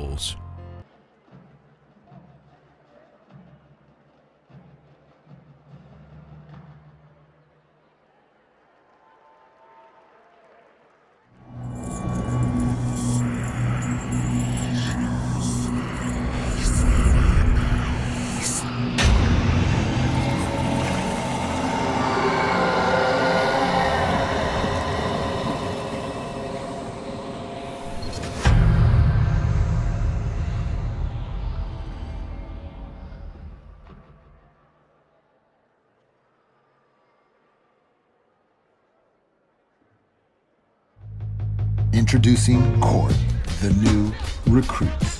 Our Seattle area plumbing company just keeps on growing.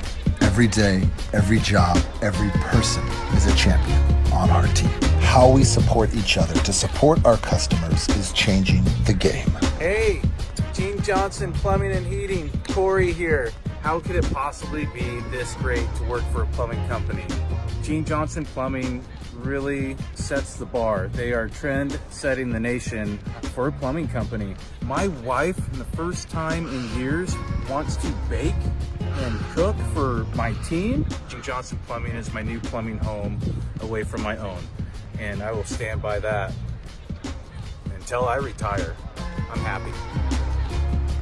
Experience respect, pride, and appreciation for doing great work.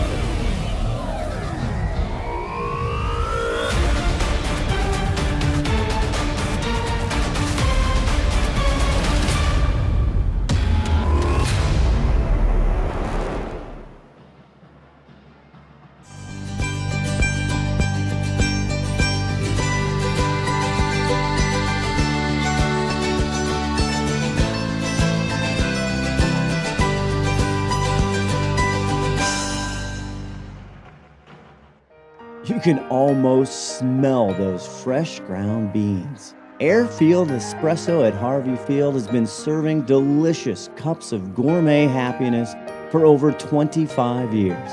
Excellent service and lasting relationships is their top priority. Stop in and experience the kindness and joy that exude from this special place, one cup at a time.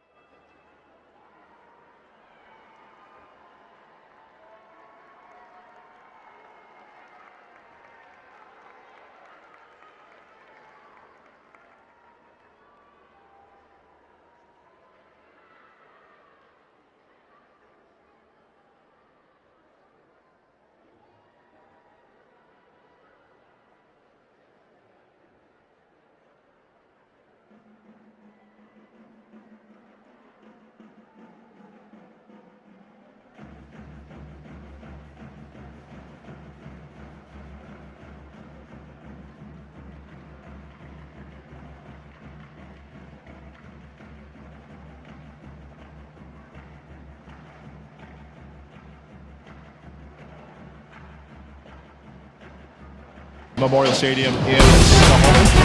Thanks for being with us here on this Friday night. Tom Lambert, along with Luke Phillips and Steve Willis down on the sideline. Waters, Joshua St. Louis, and our Scott team, Buddy Patrick, Brandon Hamilton on controls in downtown. Ever give you some score updates. First, we'll start with the baseball. In the 8th inning, it's the Atlanta Braves 1, the Houston Astros 0. And the Portland Winterhawks and the Everett Silvertips are playing tonight at Angel of the Winds Arena in downtown Everett. And in the second period, end of the second period, Silvertips 3, Portland Winterhawks 0. Taking a look at scores of other ball games. Second quarter score, Kamiak leading Issaquah 35-7. It's South Whidbey 12, Granite Falls 7, also in the second quarter. First final of the night was Seaholm over Cedar Crest 44-0. Halftime score, Linden leading Cedro Woolley 7-6. Halftime scores we heard from Tornado Ted Beener. Lakewood 14, Kings 7 down at Woolsey Stadium in Shoreline.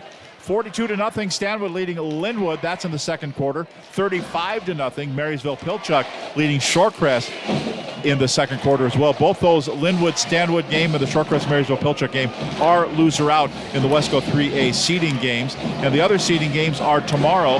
One will be up at Blaine High School at 2 o'clock tomorrow afternoon. Monroe travels up to play Ferndale. And then here at Veterans Memorial Stadium tomorrow night in a loser-out ball game, Oak Harbor will take on Snohomish. That's a 5 o'clock start. Then at 8 o'clock here at the stadium, it'll be girls soccer, and it will be Monroe against the Snohomish Panthers. All that happening tomorrow here at Veterans Memorial Stadium. We'll take a 1-minute break and come back with the second half kickoff. Our score, Lake Stevens 13, Glacier Peak 7. 1 minute, we're back to Snohomish right after this.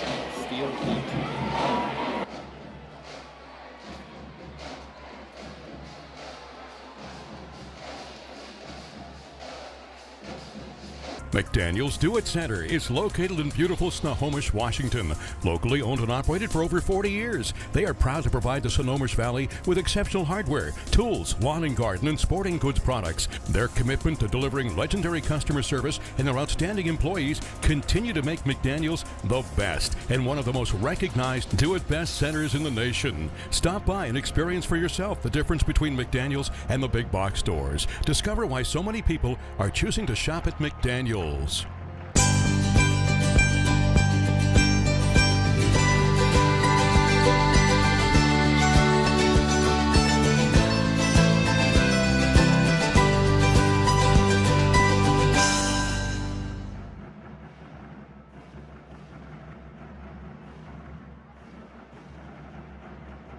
Our score as halftime draws to a close. Coach, if you're in the locker room, what are you going to say if you're Coach Tom Try? Well, if I'm Tom Try, I'm telling my team to get back to what got us here in the first place, and we're going to continue to get it to our best players, and you guys get that job done up front, and we're going to go home winners on this bus. How about if you're Shane Keck for Glacier Peak? You've seized the momentum. Don't give it up. go out and continue to dominate like you did the last 6-7 minutes of that half. And this game is yours. This game is yours to win, and it doesn't matter what that team over there does. Just do what you do. So both teams gathered around their coaches. Lake Stevens will get the ball here to start the second half. The officials are out there. The referee is Brian Clute, the umpire Miles Brenner, the linesman Scott Roney, the line judge Joel Taylor, and the back judge is Reed Baker. Lake Stevens on the far side. They're ready to go. They're going to head out here. Here comes Glacier Peak out onto the field. They're ready to go as well. Glacier Peak in the blue jerseys, dark blue jerseys, white pants, and silver helmets, white numbers. They'll be moving from right to left here in the second half. Here comes Lake Stevens out. They'll get the football. And they're going to, they kind of reset the clock, and then they stopped the clock, and then they restarted the clock again. And I'm not sure we're going to count all the way down for another 2 minutes before before they reset the clock, with both teams standing out there ready to go. They've got 2 minutes on the clock. They need 12. Oh, they just added the 1. So we're ready to go. Here, Glacier Peak to kick the ball off to Lake Stevens. Glacier Peak, Sam McAfee will put the ball down on the 40-yard line and ready to go. On what's been a brisk night, but no rain. Not any real rain in the forecast, as we heard from Tornado Ted Beener earlier on the evening. And McCray Flanders has the ball set up. Here's the whistle from the referee, and we're ready to go. Second half of action getting underway with Lake Stevens leading at 13-7. And here is the approach and the kick on the way. Kind of a short end over end. Bounces at the 25-yard line. They're just going to let it roll out of bounds, which will bring it out to the, well, last time they made him re-kick. Well, Glacier Peak made him re-kick. Right. So I bet you we're going to see Tom try. He's already huddling his offense up over there. They're just going to take it at 35. Take it at the 35, and here we go with Lake Stevens leading it 13-7. And both teams, Glacier Peak's ready to go defensively. They're saying, put the ball down at the 35-yard line and let's go. Let's play football. And they've had some of the momentum here, but Lake Stevens will come out.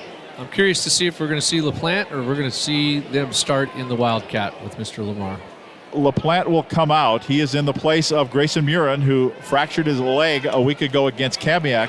So the senior quarterback has been out. And it's going to go empty backfield here for Caden LaPlante, the 6'1", 165-pound sophomore. Motion man is Lamar. Give it to him. Oh, and he lost the football. Got hit so hard, and then it goes back. And who recovered it back there? Trace Hanks recovered it. It's going to be a loss of 12. They get it to Lamar, and then the defender came through.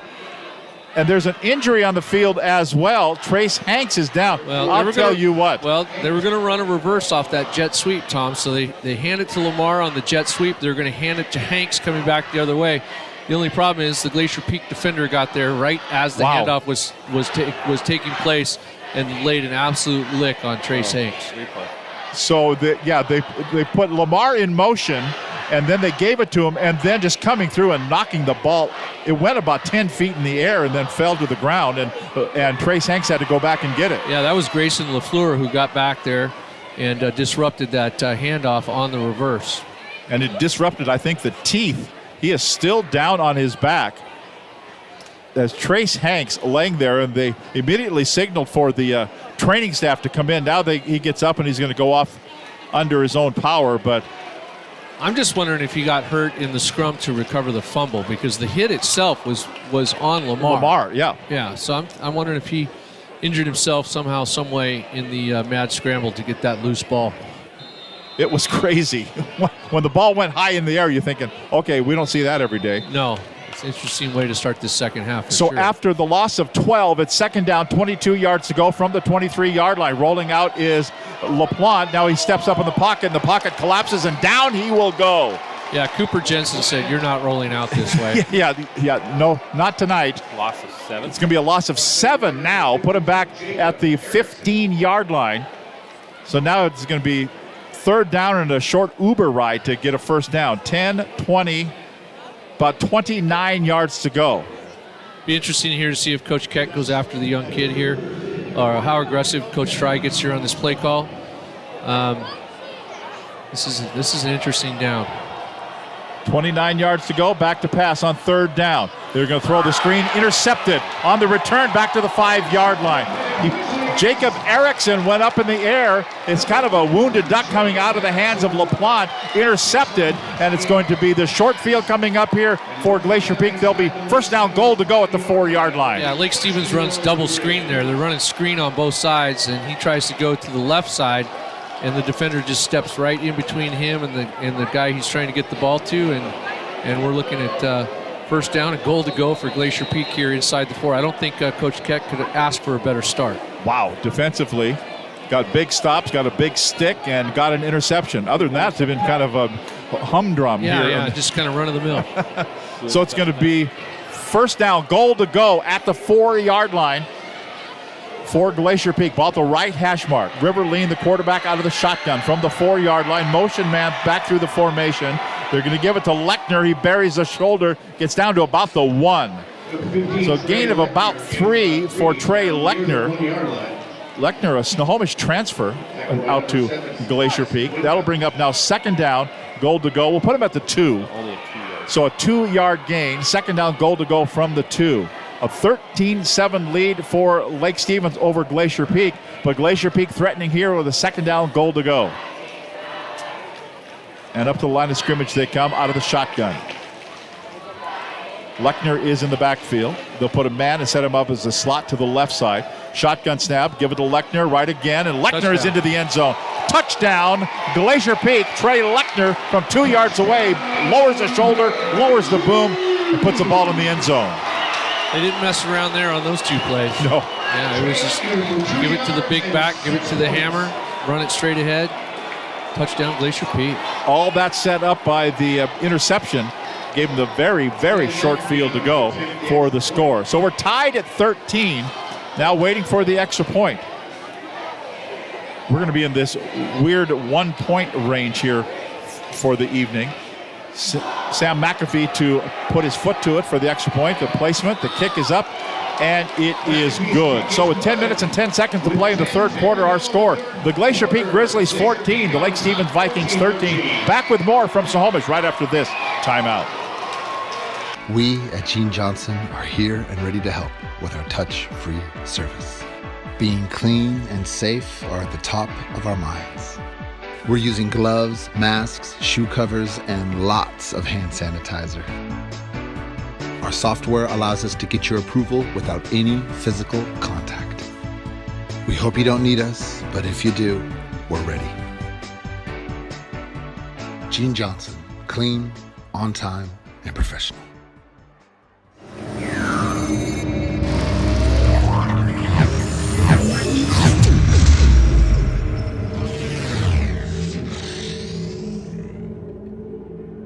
Has trailed in a ball game in 2021. I would say if you placed a bet on that, your money would be pretty safe. Yep. I can't recall a game that they've been behind. So again, Lake Stevens loses their starting quarterback, 1,293 yards and 18 touchdowns coming in, and then he gets hurt a week ago. And suddenly you throw a sophomore into the fire. We'll take a look at that scoring drive here in just a moment. The approach by McAfee, and the kick is away. Short and end over end. It's going to be fielded on the fly at the 28-yard line, and then out of bounds. Colby Easterling on the return.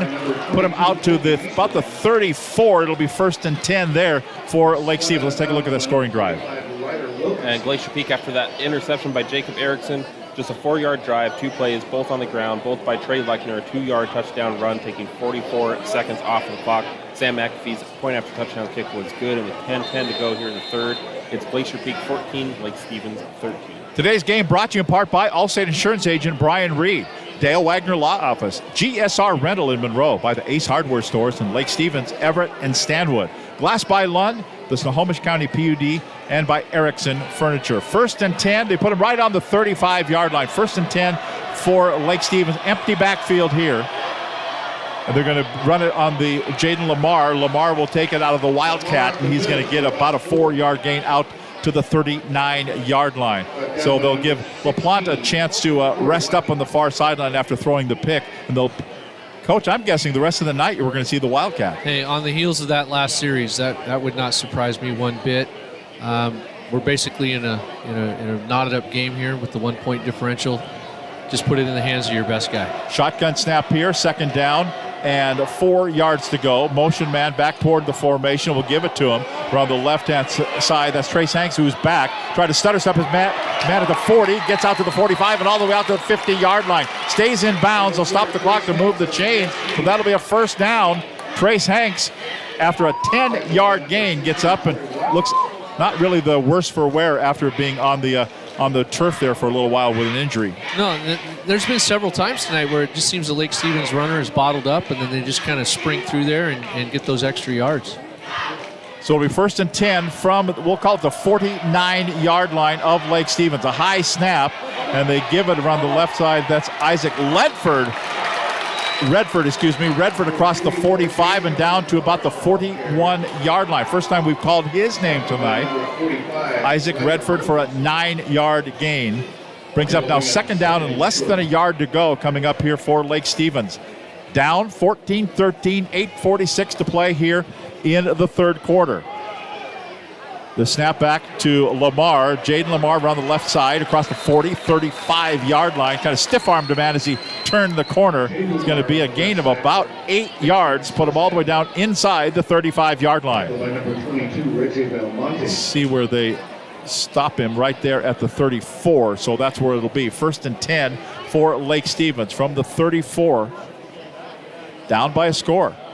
Like we said, not sure that Lake Stevens, I'm sure they haven't trailed. They've run and clocked up just about everybody all except last week against Kamiak. Jaden Lamar gets a direct snap, and he gets hit. He gets absolutely wrestled, and that's a 2-point takedown right there. Michael Fant comes up and makes a stop. That's got to hurt on a cold night like tonight, Coach. That's man on man right there. That's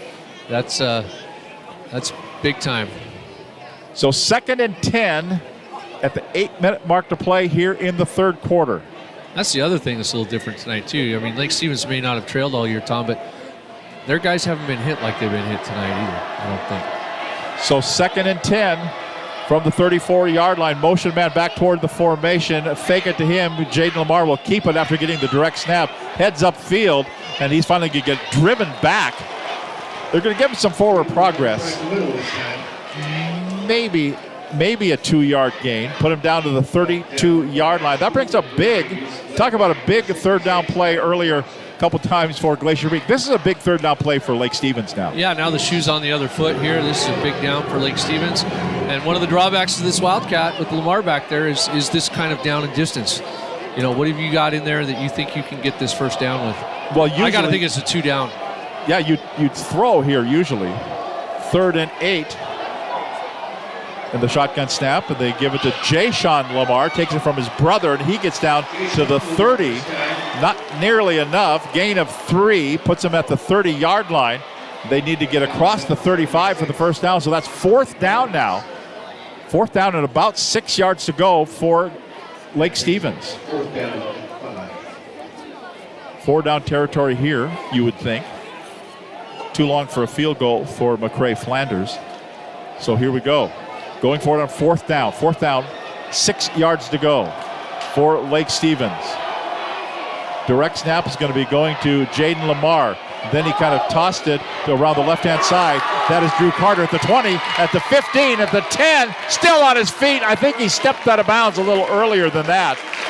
Just a little flip to Carter, who was going back against the grain, going the other way. Then he turned the corner, and they didn't set the edge that time. That's going to bring up a 21-yard gain, and first down, goal to go inside the 10-yard line. Yeah, a little misdirection, flip the ball on the counter to Drew Carter and get the first down. So first down, goal to go at the 9. Jaden Lamar will keep it. He'll head right straight upfield. Tried to elude a couple of tacklers, but they're going to put it down for no gain. So right back down on the 9-yard line. Brings up now second down, goal to go for Lake Stevens. 5:55 to play in the third quarter. Glacier Peak with a 14-13 lead, but now Lake Stevens threatening here in the red zone. This is the 10th play of this drive. Second down, goal to go at the 9-yard line for the Vikings. Jaden Lamar talking to his brother next to him. They put him in motion, and they'll run the football. Trace Hanks around the corner, left side at the 5, down towards the pylon. Is he in? I haven't. Yes. Yes, he is. Touchdown. I was waiting for somebody to stripe shirt to say touchdown. They finally did, the side judge, and it's a touchdown for the Lake Stevens Vikings. That seemed a bit delayed. He hit the pylon. Yeah, it took the linesman a little bit of time to get down there. And I think he was kind of trying to see where that pylon was, where he ended up, where Hanks ended up. And we got a late call, but we got one. We did get a call. So it'll bring up now for the extra point by McCray Flanders. Waiting for the snap from center. Here it is. The spot, the kick is on the way, and it is good. So we'll take a break. So 5 minutes and 26 seconds to play in the third quarter. Our score now, the Lake Stevens Vikings 20, the Glacier Peak Grizzlies 14. Back with more right here on KRKO. McDaniel's Do It Center is located in beautiful Snohomish, Washington. Locally owned and operated for over 40 years, they are proud to provide the Snohomish Valley with exceptional hardware, tools, lawn and garden, and sporting goods products. Their commitment to delivering legendary customer service and their outstanding employees continue to make McDaniel's the best and one of the most recognized Do It Best centers in the nation. Stop by and experience for yourself the difference between McDaniel's and the big box stores. Discover why so many people are choosing to shop at McDaniel's.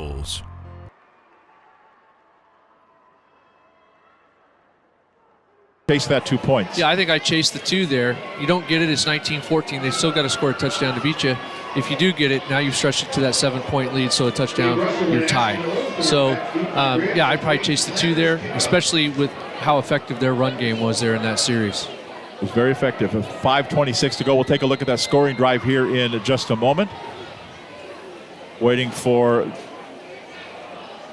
Flanders to kick it. Kind of low line drives it. Bounce at the 15, taking it to 10. On the return, they set up a little bit of a wedge for Russell. Heads upfield to 25 at the 30, all the way out to the 33-yard line. Gabe Russell kind of slowed things down, waited for the wedge to form in front of him. Then he got it out to about the 33. It'll be 1st and 10 there for Glacier Peak. Let's take a look at this previous scoring drive. The Vikings go 65 yards in 10 plays, all on the ground, taking 4:44 off the clock.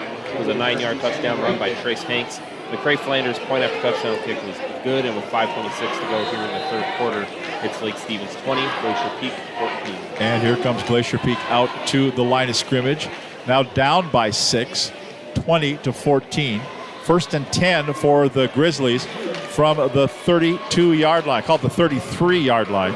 Under center here is River Lean. They'll give it to Lechner. Lechner trying to turn the corner around the left-hand side, gets to 35. Now he's on the way at the 40 and the 45, and then out of bounds at the 50-yard line.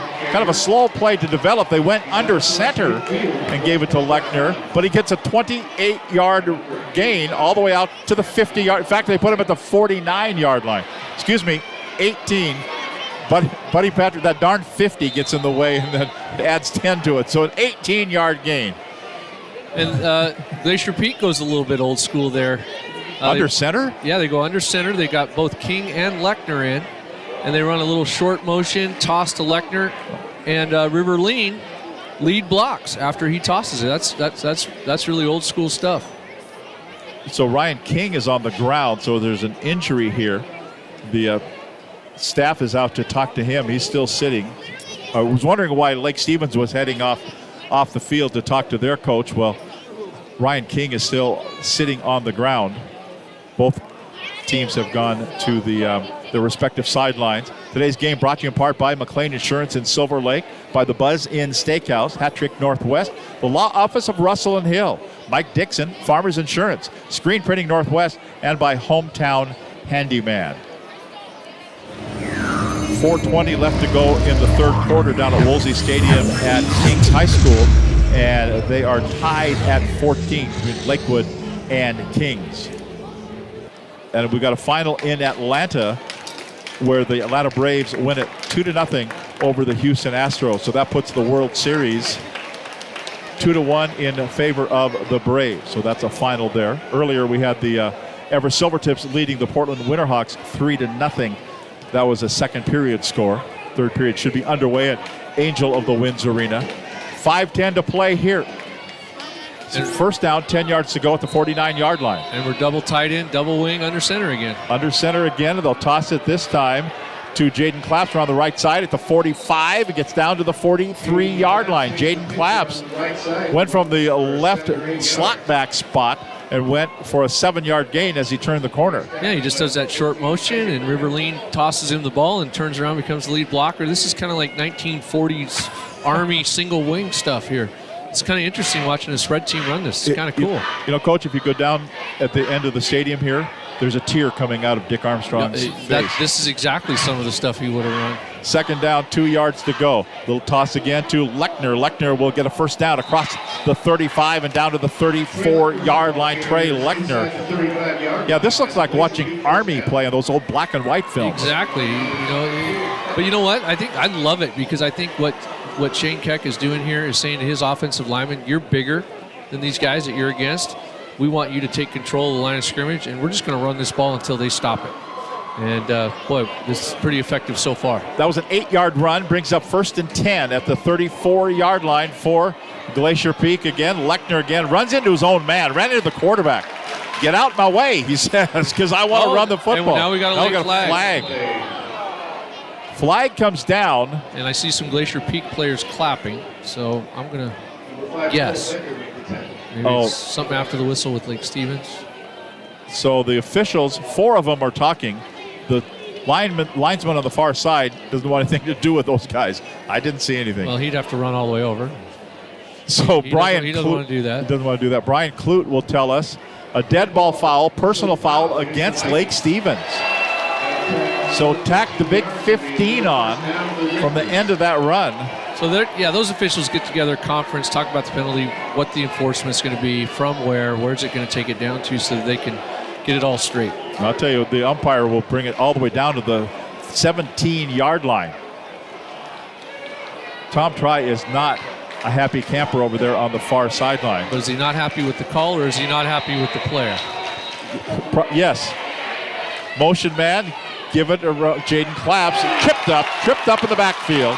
As Claps tried to do that same play and turn the corner there, and then Colby Easterling is there. He's also tripped up. Cole Becker is there to trip him up as well. That's going to be a loss, though. Loss of 4 back to the 21-yard line. So and Jaden Claps there, he's got to run that ball where that's designed to go. He tried to bounce it outside. The problem is he doesn't have blocking out there, because that's not where that play is designed to go. So I'm sure in film they'll let him know that he needs to run the play where it's designed. Yeah, those old black and white films, those guys carrying the ball didn't think. You went where the ball was intended to go, right? No, and you didn't want the coach to even think you didn't do something that they told you to do. So. Second down, 14 yards to go at the 21-yard line. Same formation, under center. Lechner looking to hide. Now he does. He heads around the left-hand side at the 20, then steps out of bounds at about the 16-yard line. That'll be about a 5-yard gain for Lechner. Suddenly, Lake Stevens, I think defensively they're waking up a little bit. A little bit. Yeah, they tried to get him there with a little bit of misdirection off that action they've been running for about 4 or 5 plays. And Lake Stevens, to their credit, was disciplined, stayed home, and didn't let it get into a big gang. So from the 16-yard line, it's third down, 9 yards to go for the Glacier Peak Grizzlies, down 20-14, coming up on 3 minutes to play here in the third quarter. From the 16-yard line on a 3rd and 9. I'd expect some kind of play action pass out of this look. Very much a bunch formation here. Double tight, double wing. We're all bunched in. They're going to roll to right. He's going to be chased. Now Lean throws it back against his body and puts it right down to the 1-yard line. Lechner is there to make the catch at the 2 and step out of bounds. First down, goal to go. 14-yard gain of the pass play. Exactly what you said it was going to be. I'm right once in a while. Yeah, it sounds like 3 or 4 times tonight, Coach. So take credit where credit is due. So it's going to be first down, goal to go at the 2-yard line for Glacier Peak. We got ourselves a ball game. Yeah, this is a fun game to watch. It's been well played by both teams, and it's going to come right down to the wire, I think. They go to that same bunch formation. Under center is River Lean. So it's first down, goal to go at the 2-yard line. Lechner stiff arms a man that goes into the end zone. 2-yard dive. Trey Lechner, touchdown. Glacier Peak. And let's give some credit to River Lean. I mean, here's a quarterback who's thrown it all over the yard this year. And on about 6 or 7 out of those 7 or 8 plays, he's a lead blocker, and he's a pretty effective lead blocker. You don't see quarterbacks asked to do that too often, so some credit to him as well. So they add the extra point here. Sam McAfee to kick it. Caleb Koffler is the holder for the Grizzlies. Waiting for the snap. Here it comes. Placement is down, kind of a low line driver, but it does go up and go through. With 3 minutes to play here in the third quarter, our score, the Glacier Peak Grizzlies 21, the Lake Stevens Vikings 20. Back with more from Snohomish right after this timeout. You can almost smell those fresh ground beans. Airfield Espresso at Harvey Field has been serving delicious cups of gourmet happiness for over 25 years. Excellent service and lasting relationships is their top priority. Stop in and experience the kindness and joy that exude from this special place, one cup at a time.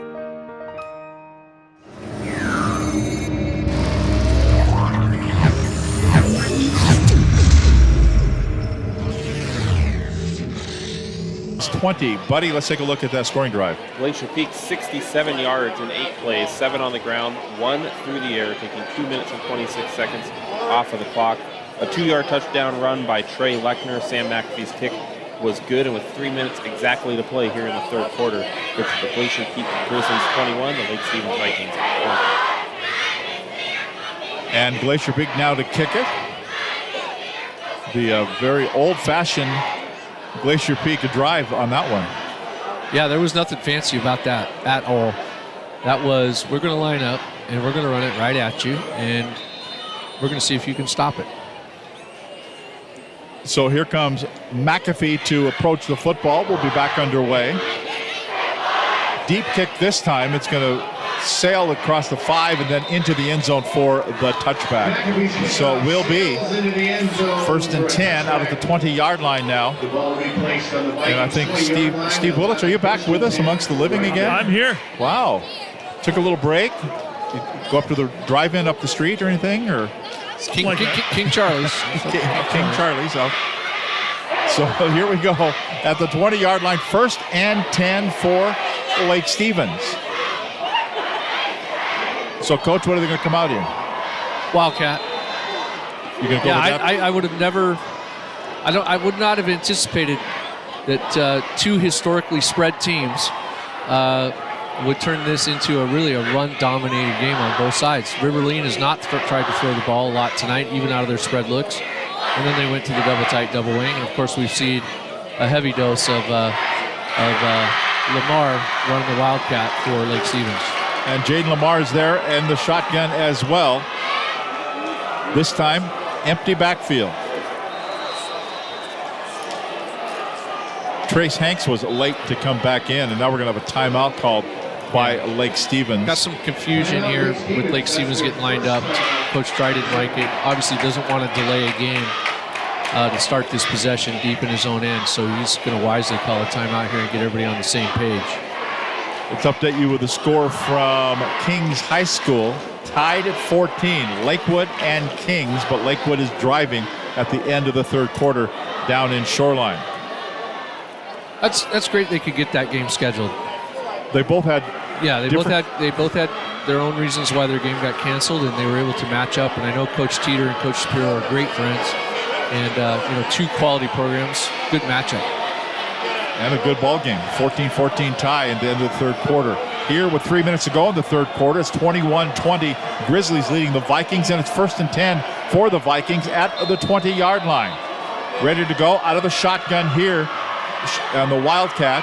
Jaden Lamar heads to the left at the 20, 25, and the 30. Still running the 35 at the 40. Up the left-hand side, brought down from behind. No, still on his feet at the 40, all the way down to the 35-yard line. Cooper Jensen finally chases him down. That's going to be a 47-yard run around the left-hand side. Wow. Yeah, this Wildcat misdirection is really giving Glacier Peak trouble. They're pretty good on the straight-ahead run stuff out of this Wildcat, but this counter action, this misdirection stuff out of this is giving Glacier Peak fits right now. And now Coach Keck's going to call a timeout. Yeah, they just got gassed on that one. Well, it's every big play that you know what we call a what's the word I'm looking for? Chunk play. The chunk plays are all coming from the misdirection and counteraction stuff off this jet motion. So I'm sure Coach Keck's going to get them together and remind them of what their responsibilities are, stay in their run fits, and take care of that kind of stuff. That's hard to convince high school kids to do that, isn't it? Stay in your lane. Well, stay in your lane, and it's really all about their eyes. It's where are your eyes? And every guy who's playing on his feet, linebacker, secondary guys, their eyes are doing the important thing. They've got keys that they're supposed to be tuned into. And as soon as they think they're going to follow the ball and make a big play, their eyes come off their key, and that's when they get beat. So it's going to be first down, 10 yards to go for Lake Stevens at the 38-yard line. First and 10 at the Glacier Peak 38-yard line. Jaden Lamar in the backfield. Fake it to Hanks. Lamar goes straight up the middle, across the 30 and down close to the 25. Then he gets gang tackled. It's a big swarm of people. Looks like a rugby scrum there at the end of that. It's going to be about a 7-yard gain for Jaden Lamar right up the middle out of the Wildcat. Again, off the counter action. And Glacier Peak's playing Lake Stevens in man-to-man, so the man defending the guy in motion runs across. Now you have one less defender on that side they're countering back to. I'd almost go zone here if I was Coach Keck and let guys stay where they're at. So it's going to be second down, 3 yards to go. Jaden Lamar gets the snap. He'll keep it himself, head straight up, and it's not going to happen. He's going to get hit and hit hard right at the line of scrimmage. Flag down, though, on the end of that play. Number 54, Michael Fant slowed him down. Fant slowed him down, but it's going to be, they're pointing at the flag, which is laying right on the 25-yard line. You'd think a hold, and now, yeah, Lake Stevens is starting to back up. That'll cost him 10 yards. It's funny that before the previous play, I had the glasses on the far sideline, and LaPlante made about 6-7 steps out onto the field like he was coming in, and then he must have been summoned back because he went right back out off the field. He got the hook. Yeah, that's right. Yeah, he's in now in the backfield. So it's going to be second down, 14 yards to go at the 37-yard line. Standing in the backfield now is LaPlante, the sophomore quarterback. Lamar to his right. He'll go in motion. It's a reverse around the left-hand side to Hanks. Hanks at the 40, 35, 30, 25, 20. Cuts back in at the 10 and into the end zone. Touchdown, Lake Stevens, 37 yards. Little misdirection play, and they get 6 off the play. Yeah, that's how they're making their money now. And Glacier Peak thus far has not shown that they have an answer for the reverses and the counters out of this Lake Stevens look. So a 26-21 score now. So it's these are weird numbers. It's a 5-point lead. Again, yeah, they're going to go. Now you chase the 2. I thought he should have done it earlier, but this is also a good opportunity to do it. Yeah, so they will go for 2 here with a 26-21 advantage with 1:36 to play here in the third quarter. LaPlante in at quarterback. Lamar to his right. He almost bobbled the ball. He's looking to throw. He puts it down there, almost intercepted, and then tipped away and incomplete. So the Hanks was the intended receiver. We'll take a break with 1:36 to play here in the third quarter. Our score, the Lake Stevens Vikings 26 and the Glacier Peak Grizzlies 21. Back with more from Snohomish after this. We at Gene Johnson are here and ready to help with our touch-free service. Being clean and safe are at the top of our minds. We're using gloves, masks, shoe covers, and lots of hand sanitizer. Our software allows us to get your approval without any physical contact. We hope you don't need us, but if you do, we're ready. Gene Johnson, clean, on time, and professional. 1:36. This is a real coaching matchup too, isn't it? Coach Vincent. Yeah, this is a chess match, and you got coaches making moves on both sides, and you got coaches trying to counter those moves, and we're seeing it kind of just unfold right here before our eyes. Minute 36 to go in the third. We'll take a look at that scoring drive after the kickoff here. Question is, does Glacier Peak come back out in double tight, double wing, or do they come out in their base stuff? That'll be the next chess move. Fourth lead change in this quarter. Here is the approach and the kick. It's away. It's kind of a low line drive. It's going to bounce at the 10 and then fielded there. Ashton Olsen at the 10, still running east-west. Needed to run a little more north-south. He ran a long way, but he's going to get about a 2-yard return. It's going to be now Brought down by number 33, Anj Vinayak will come through and make the stop there for Lake Stevens. So it'll be 1st and 10 at the 13-yard line with a minute 30 to play in the third quarter, and here comes Glacier Peak. Yeah, the ball's kicked all the way over to the right sideline, but the wall's set up in the middle. He's trying to get to the wall. I'd almost encourage him just to get up the sideline and get what you can get there. Under center comes River Lean. And he will turn around, and they will give it to Ryan King, who turns the corner, gets to the 15, maybe the 16, gain of about, 3 yards or so. Gain of 3 brings up 2nd down, 7 yards to go. And it's good to see him back in the game. He was the player who was down earlier, so obviously he's okay. 2nd down, 7 yards to go for Glacier Peak. Now down by 5, 26-21. We haven't taken a look at that scoring drive yet, have we, buddy? Oh, we'll do it here in a moment. 2nd down, 7 yards to go for Glacier Peak. Under center is River Lean. Double tight ends, double slot men too, and they're going to run it to Lechner. Lechner breaks free at the 25, and then the flag comes down. And he got out to about the 29-yard line, but a flag came in. That's a good chance to take a look at that scoring drive. And the Vikings take just 3 plays to go 80 yards, all on the ground, taking 124 off of the clock. A 37-yard touchdown run by Trace Hanks. The 2-point conversion pass was no good, and with 1:36 to go in the third quarter, it is Lake Stevens Vikings 26, the Grizzlies 21. So this is going to be against Glacier Peak. And that's going to back them. I think it's a hold. Put them back inside the 10-yard line. It's going to be 2nd down, 14 yards to go at the 9 for the Grizzlies. 44 seconds to go here in the third quarter. Now they're not in base. Now they're in the shotgun, but they're still going to run it to Lechner. Lechner will get out to the 15-yard line. So gain of about 6 yards, so got a little more breathing room, that more manageable 3rd down, and about 8 yards to go coming up here for the Grizzlies. Clock winding down, end of the third quarter. Probably get one more play. Down to 20 seconds ago, they're up to the line of scrimmage. 3rd down, 8 yards to go from the 16-yard line now for Glacier Peak. Down to 8, down to 7 seconds to go. Double wideouts to the right side, single to the short side of the field, the near side. With 3 seconds to go, they snap the football. Rolling out, throwing into traffic. It's going to be incomplete. Almost intercepted, almost caught. Jaden Claps was the intended receiver. Cassidy Banks was right there, knocked the ball away. Incomplete pass brings up 4th and 8 coming up, and that'll happen in the fourth quarter. We're at the end of 3 right now. The Lake Stevens Vikings 26, the Glacier Peak Grizzlies 21. 4th and final quarter coming up next. Don't you dare go away.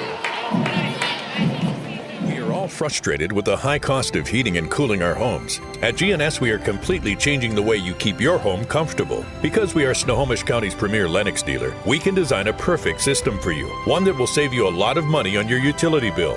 The Lennox Home Comfort System creates the ideal home environment. Enjoy innovation in every season with precise, quietly efficient Lennox heat pumps that keep your life simply perfect. Call GNS Heating, Cooling, and Electric today or visit us at gsheating.com.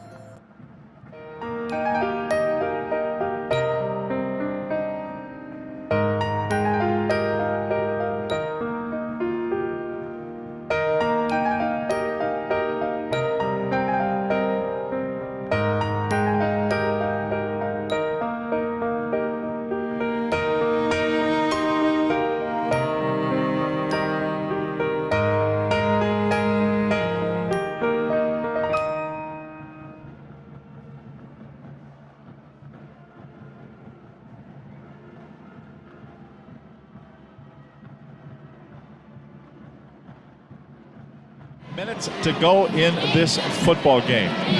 Right now, Glacier Peak is facing a 4th down and 8 yards to go, and they'll punt the football away from the 15-yard line. Got some scores of other ball games we'll pass along here in just a moment. 26-21 the score, with Lake Stevens with the lead. They're going to get the ball back here.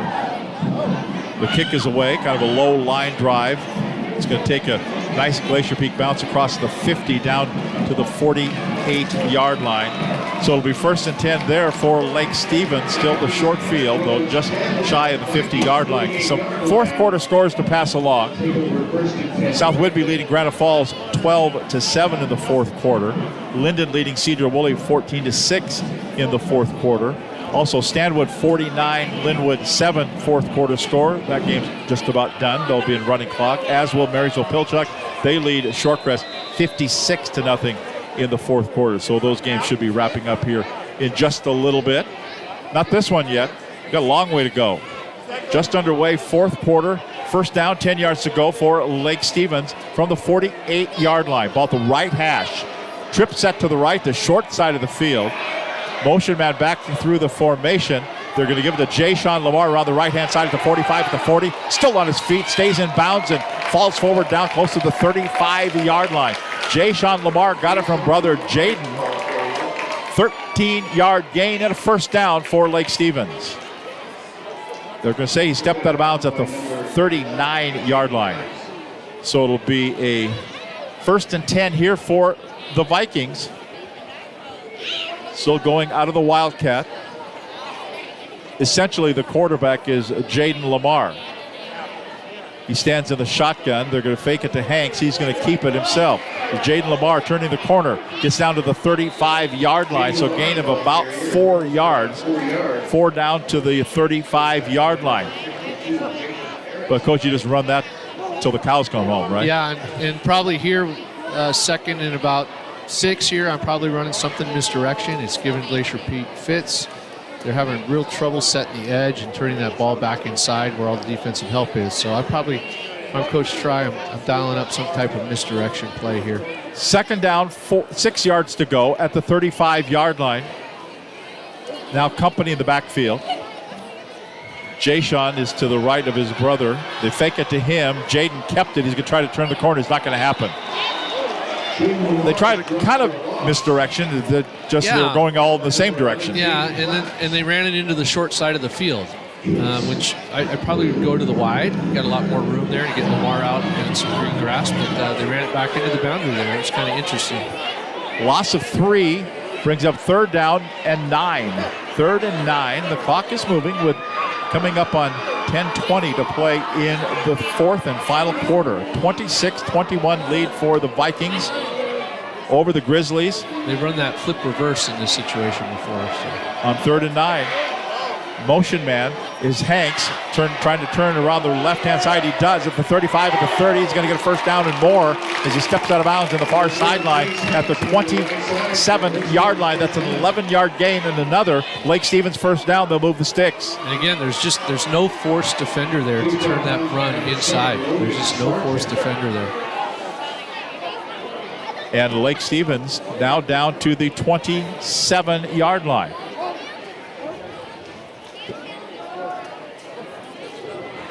And they continue with Jaden Lamar in the backfield. Jay Sean to his left. Kind of a tight formation here. They'll give it to Hanks. They'll run it, and Hanks is going to be corralled in the backfield. Then he gets away. Then he's going to be corralled by even more guys. Finally, they're going to whistle the play dead. That play just kind of was doomed from the outset. Cooper Jensen leads the way. It's going to be a loss of 11 yards back to the 38-yard line. And it was doomed because they had a forced defender. Yeah. Right? Stopped him in his tracks, turned him back inside, turn him into your help. That's the way you have to do it right there. That's what Glacier Peak has to do to stop that outside jet play. So it's going to end up being a loss of 10 yards. So that'll bring up 2nd down and 20 yards to go at the 37-yard line. 2nd and 20 to 37. Shotgun snap. That was LaPlante in there. And they're going to give it on the handoff up the middle at the 30 and all the way down to the 25-yard line. And that was going to be Jaden Lamar again. They had LaPlante back in there at quarterback, and then he handed it off to Lamar. And it looks like he's staying here for this 3rd and 9, which makes Glacier Peak have to be really honest here. You've got a true quarterback in the background, in the backfield now, so you've got to defend the whole length of the field. He could throw it here, and they're going empty. Empty backfield. LaPlante is there, 3rd down, 9 yards to go.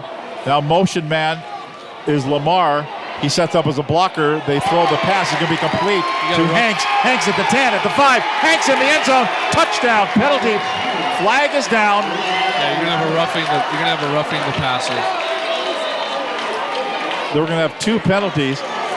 Jaden Lamar is there with LaPlante laying flat on his back at the 40-yard line, and he quickly summoned the medical staff from the far sideline. Yeah. The penalty flag up further upfield as well. Yeah, LaPlante took a shot. Yeah. And Tom tries giving the referees an earful here.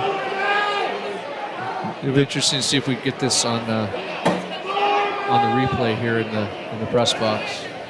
Yeah, he took a shot. Oh, he took a real shot as he delivered the football. Yeah, we just barely see the end of it there. Yeah. And then Steve, there's a flag downfield, right?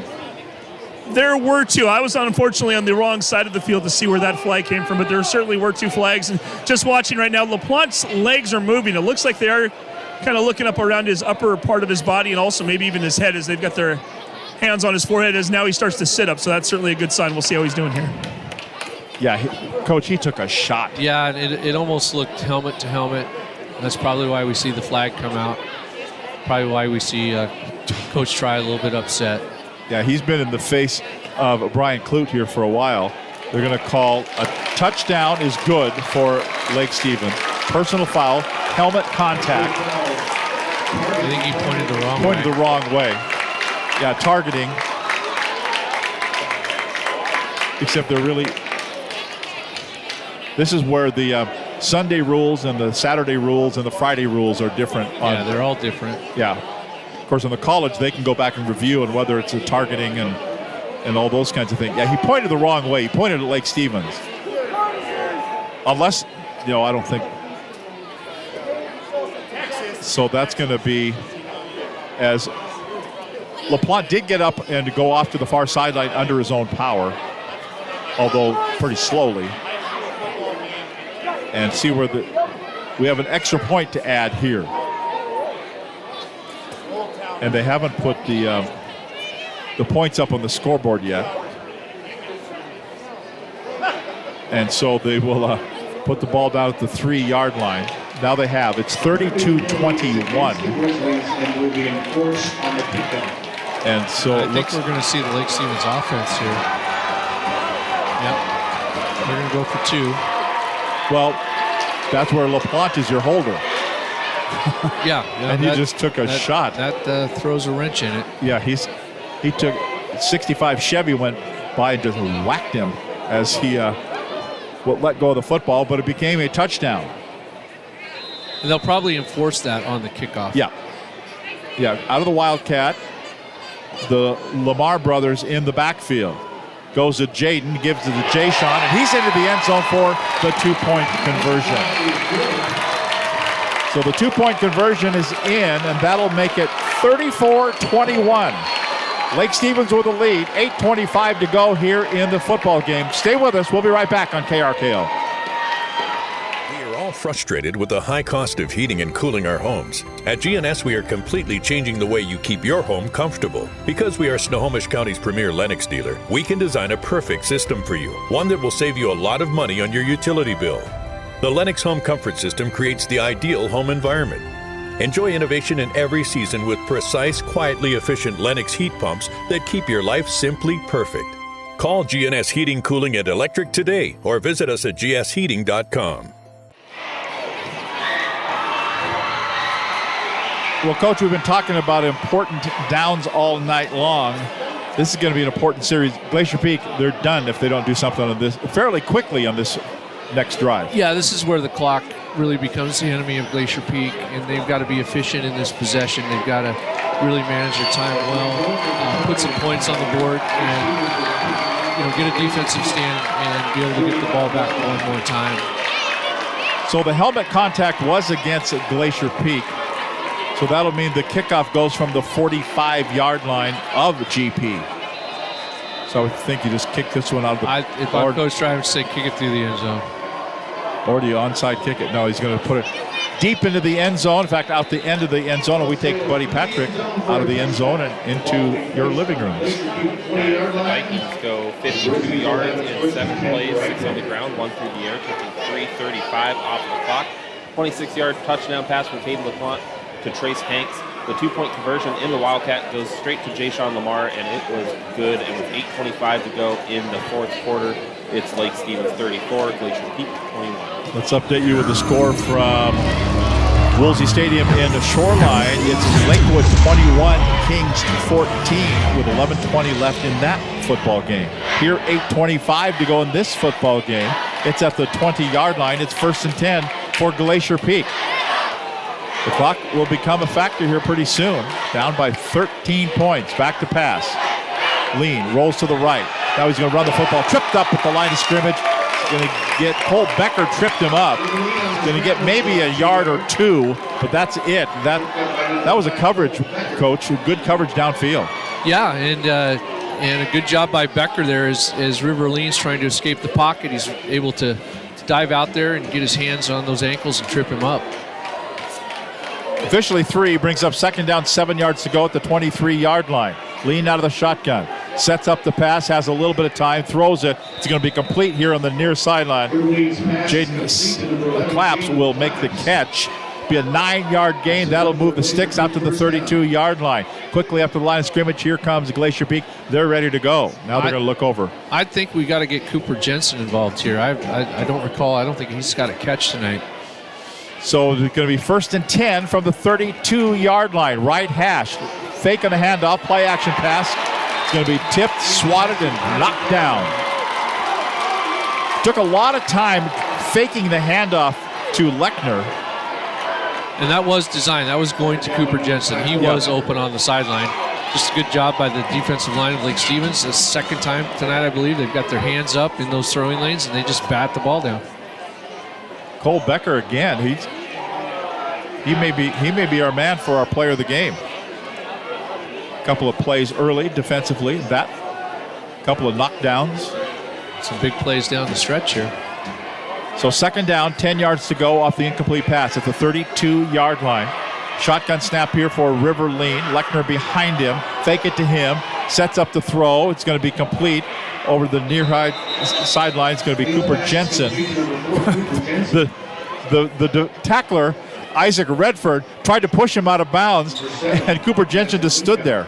Said, "Yeah, little guy, give it a shot. Give it your best shot." Well, he's at least a head taller than that young man, and probably outweighs him by about 60 pounds. And Coach, you couldn't get him to go to Pullman. He's going to Corvallis. I'd love to have him go to Pullman, but you know what? Corvallis is a good place to be these days. You know, yeah. Talk about an up-and-coming place. Personal foul, roughing the passer will be the call against Lake Stevens. Yeah. So tack a free 15 on there. That's got to be frustrating for Coach Try. So suddenly now they go all the way down to the 40-yard line of Lake Stevens. And I like the fact that GP is starting to get Cooper Jensen involved here. I think he's got to be a weapon for them here in this situation down the stretch. He's set up as a wide receiver here on the near side. Now he's getting bracket coverage, so he's got 2 over 1 here. 1st down 10, back to pass Lean. Looking left, throwing, it's got a man. There he is at the 25. He's at the 20, and then knocked out of bounds as he get all the way. No, in fact, they say he stays out of bounds. They'll stop the clock to move the chains. A 25-yard gain. Coach, right across a little crossing pattern. Yeah. And I wonder where this has been the whole game. I mean, he's a Division I kid. They should be getting him the ball, I would think. 1st down, 10 yards to go at the 16-yard line for Glacier Peak. On the move in the red zone. Shotgun snap, fake it on the handoff, throw it's going to be incomplete. Ryan King was the intended receiver over the middle after they faked it to him. And then they tried to throw it. He couldn't make the connection. Brings up 2nd and 10 for Glacier Peak, but that'll stop the clock with 6:59 to play in the game. They're just trying to run a little screen game there. And, with screen game, timing is so important. All those linemen have to get out. Back has to be in the right place. Quarterback has to hold that ball extra long. Just couldn't quite get it done right there. 2nd and 10. Up to the line of scrimmage. I think, do we have, look like a false start. Logan Sarsak kind of left a touch early. That'll back him up 5 yards. Good news for Glacier because they've got to put one into the end zone and then turn right around and get the football back here in this last 7 minutes of the game. Down by 13 points. And Brian Clute was about to wind the clock, and that wouldn't be the thing to do. So 2nd down, 15 yards to go from the 16-yard line. Excuse me, the 21-yard line. Back to pass is Lean. Has some time, throws it. It's going to be complete at the 20. Sarsak lost the football, fumbled the football. Who's got it? There's still a scramble for it down to the field. Yeah. They're still scrambling for it. I think Lake had it first, but he couldn't quite hold on to it. And big number 77 for Glacier Peak. My kind of guy. Yeah, comes in there. Joe Johnson. Yeah, Joe Johnson saves the day right there. That probably would have done it for Lake Stevens had Joe Johnson not had a hustle play right there and dove on that football. What is it? X's and O's and the Jimmies and Joes? Isn't that right? There's a Joe. There's a Joe. Joe Johnson. So that's going to be now 3rd down, 20 yards to go. Back to pass, setting up, going for a bundle, going in the end zone. Jensen's there, incomplete, overthrew it. About 3 or 4 yards out the back of the end zone for River Lean. Yeah, Lake is on to Cooper Jensen now. They're bracket covering him 2 over 1. I think River's going to have to look. It's simple math. If they've got 2 over 1, then you've got an open guy somewhere else. So he's got to start to look somewhere else and find that guy that's not got the 2 over 1 coverage. So 4th down, 17 yards to go at the 24-yard line. Glacier Peak on 4th down, going for it here. Down by 13 points with 6:08 to play. River Lean, the quarterback, stands in the shotgun. Lechner behind him. Got to get a bunch here on 4th downs.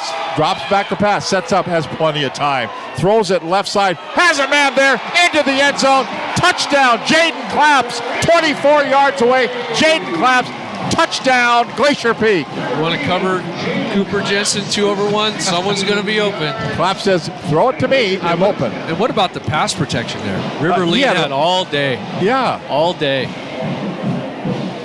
So that makes it interesting.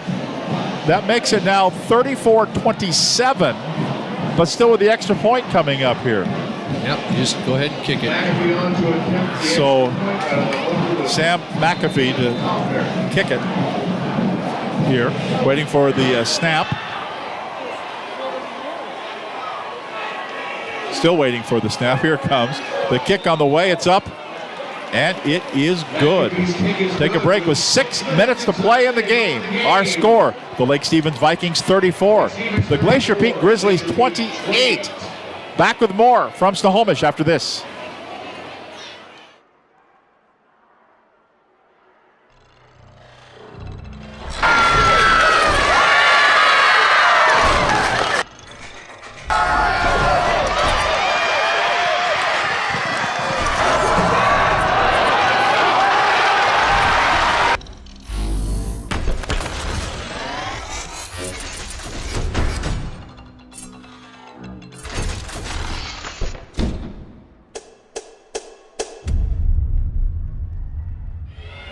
The score, the Lake Stevens Vikings leading the Glacier Peak Grizzlies.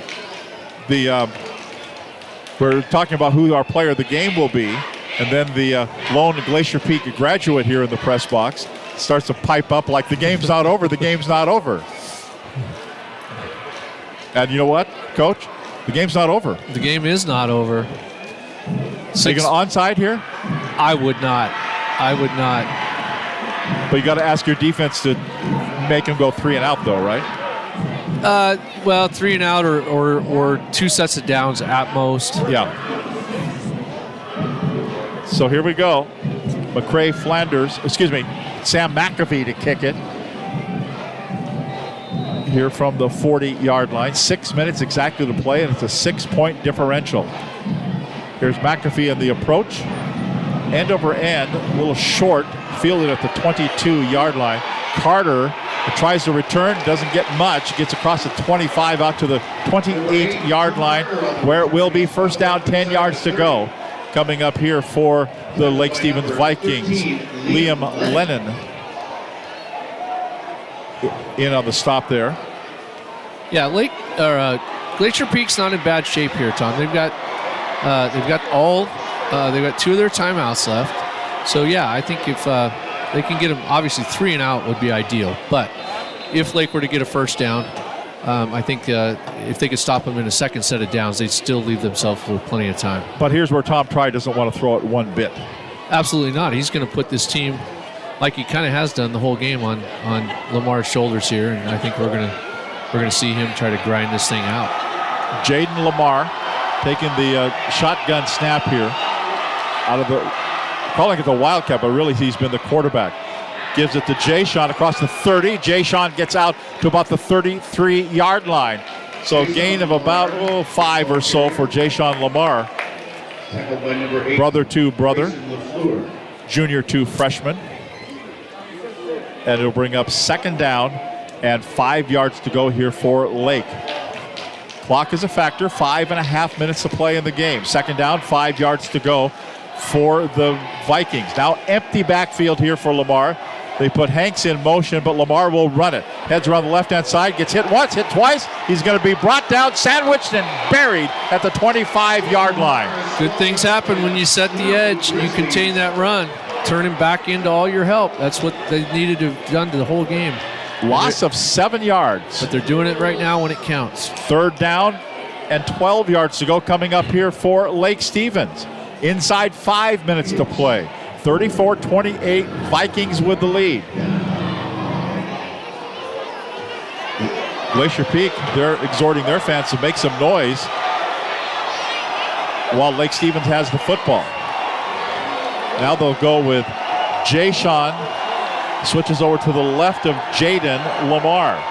The Lamar brothers in the backfield. Motion man is Hanks. They'll give it to him. Heading around the left-hand side at the 25. Heads upfield at the 30, 35, and hit. Boy, he was out of bounds when he got hit. And one of the coaches went right up. There's no flag that I see. It'll be a 12-yard gain. But one of the coaches went right up to the defender that hit him out of bounds. Boy, that was right on the very edge. Yep. Reminding him to keep his head about himself earlier. Yeah, he went out of bounds earlier than we thought he did. So we're looking at 4th and 6 here. 4th down, 6 yards to go now at the 32-yard line. I thought he did go way down further down the field. And best of all for Glacier Peak, he's out of bounds, so the clock is stopped. And we have a timeout on the field called. We'll step aside with 4:25 to play in the game. Lake Stevens 34, Glacier Peak 28. Back with the finale after this timeout. We at Gene Johnson are here and ready to help with our touch-free service. Being clean and safe are at the top of our minds. We're using gloves, masks, shoe covers, and lots of hand sanitizer. Our software allows us to get your approval without any physical contact. We hope you don't need us, but if you do, we're ready. Gene Johnson, clean, on time, and professional. 4 minutes and 25 seconds to go in this football game. It's a 6-point lead for Lake Stevens. Lake Stevens facing a 4th down and 7 yards to go at the 32-yard line. And they're going to punt the football.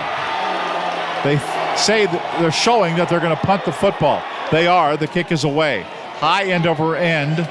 It's going to bounce at the 38 and then roll down to about the 35-yard line. And that will be where Glacier Peak has it. 2 timeouts and 4 minutes and 14 seconds. Down by 6 points. Does it get any better than this? I mean, it's late October. It's a championship game. We've got a team with the ball that can drive it down and win the game here in the waning seconds of the 4th quarter. This is the kind of football game that you want to be a part of. 7 straight Wesco 4A championship for Lake Stevens. A looking for their 50th consecutive league victory in the Wesco 4A. And we're back to double tight, double wing. And here we go. Under center is River Lean. Motion man. They're going to give it to King. King fights his way out to the 39-yard line, gain of about 4 yards. So Ryan King on the carry went from the left wing spot, took the handoff and went upfield. Now we've got a player in some kind of distress, and that might be Lean. No, it's no, it's okay. It's not. It's Jacob Erickson. Okay, he's coming up and he's limping. Yeah, he's not using. It's a center. Yeah. And he's not using his right leg. A one-legged center. Over center they go. It's second down, 6 yards to go. King. King carries. Gain of about 2. So he kind of stiff-armed a man in front of him. He gets across the 40 to the 41. So it'll be third down and 4 yards to go here. Big, huge third down for Glacier Peak. Yeah. Funny how the closer the game is, the more important some of these plays are. But then again, this is 2 down territory as far as I'm concerned. Third down, 4 yards to go at the 41-yard line. When the ball is snapped, there'll be 3 minutes to play. Give it to Lechner. He'll get a first down and more. 45 and out to the 49-yard line. Trey Lechner. Now we have an injury. And banging his helmet on the ground. Yeah, I believe it's Joe Johnson. The starting right tackle. And I think he knows that it's serious. His leg, he's in some kind of distress. He's pounding on the ground. And he's going to... Yeah, he was in some kind of distress. And that's when the players are over you, coach, and they immediately start waving over to the medical staff on the sidelines. Hurry up and get here. So they're going to send both teams off to the sideline. So we're going to step aside here with 3:01 to play in regulation time. It's the Lake Stevens Vikings 34, the Glacier Peak Grizzlies 28. We'll come back to Snohomish after this timeout. We are all frustrated with the high cost of heating and cooling our homes. At GNS, we are completely changing the way you keep your home comfortable. Because we are Snohomish County's premier Lennox dealer, we can design a perfect system for you, one that will save you a lot of money on your utility bill. The Lennox Home Comfort System creates the ideal home environment. Enjoy innovation in every season with precise, quietly efficient Lennox heat pumps that keep your life simply perfect. Call GNS Heating, Cooling, and Electric today or visit us at gsheating.com.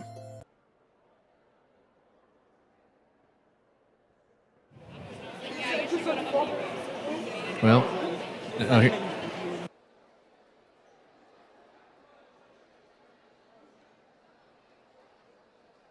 Yeah, he knew he was in pain and in distress as soon as it happened during the course of the play. We have 3:01 to play in the game in regulation time. Lake Stevens with 34-28. And yeah, he just got rolled up on as the play went by him. Lechner on the carry there. And he is still laying on the 45-yard line. Give you some finals that have come across now. Granite Falls defeats South Whidbey 13-12. He does get up.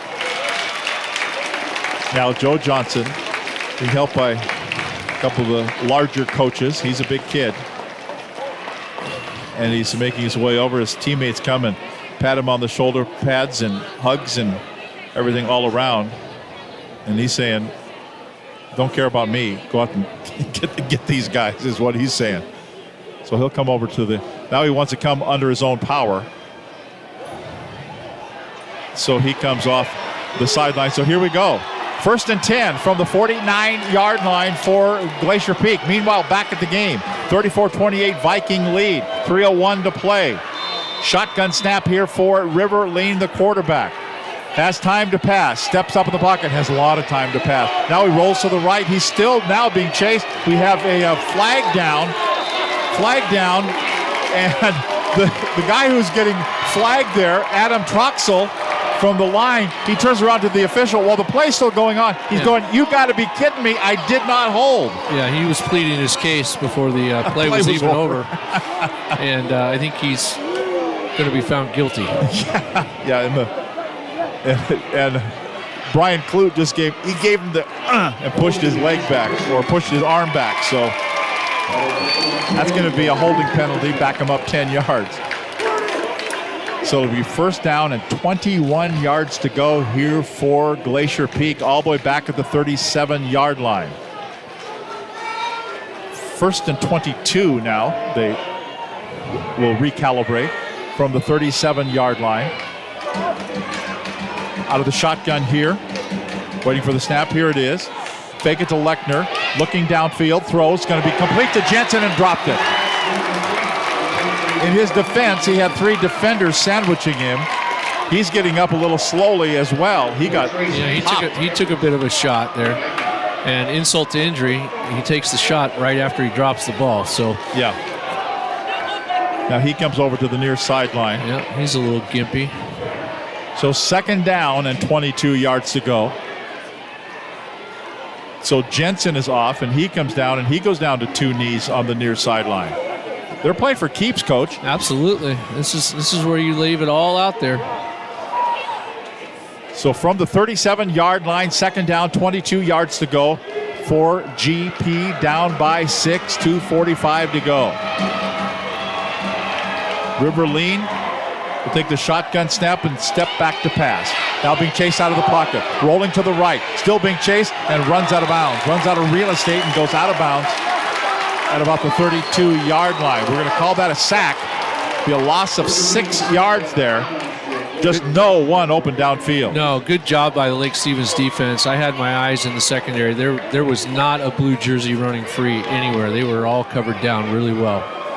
So if it was 22 before, it's 3rd and 28 now. All the way back at the 32-yard line. Now Lake Stevens is exhorting their fans to make some noise. There's a lot of them here. There's a big crowd here from end to end here at the stadium. Yep.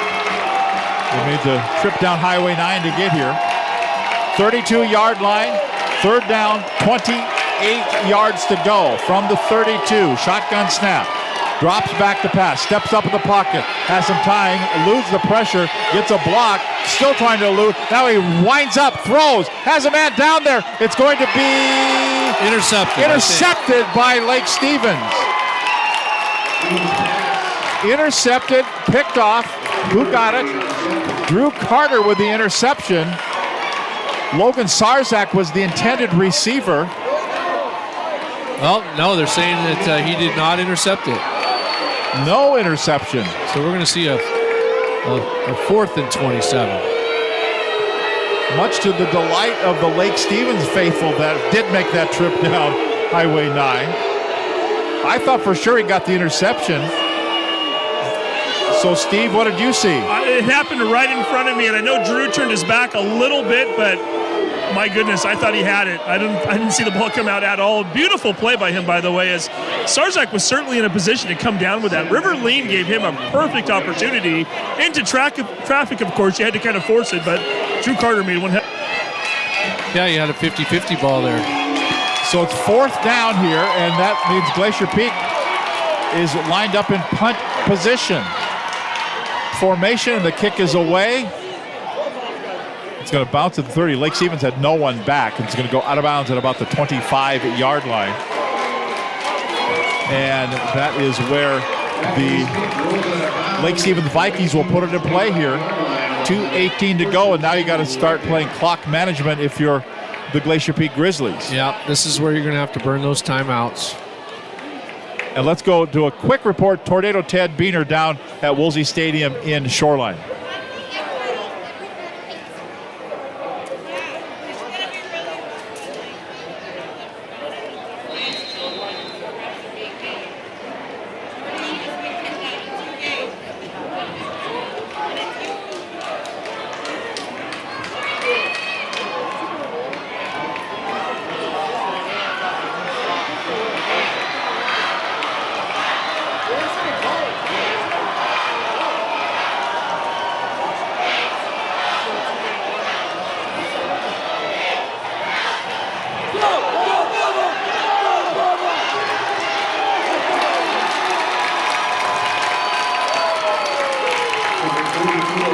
Thank you very much, Ted. Jay-Sean Lamar gets the carry. It goes right straight up the middle. It's going to get about a 17-yard gain out to the 42-yard line.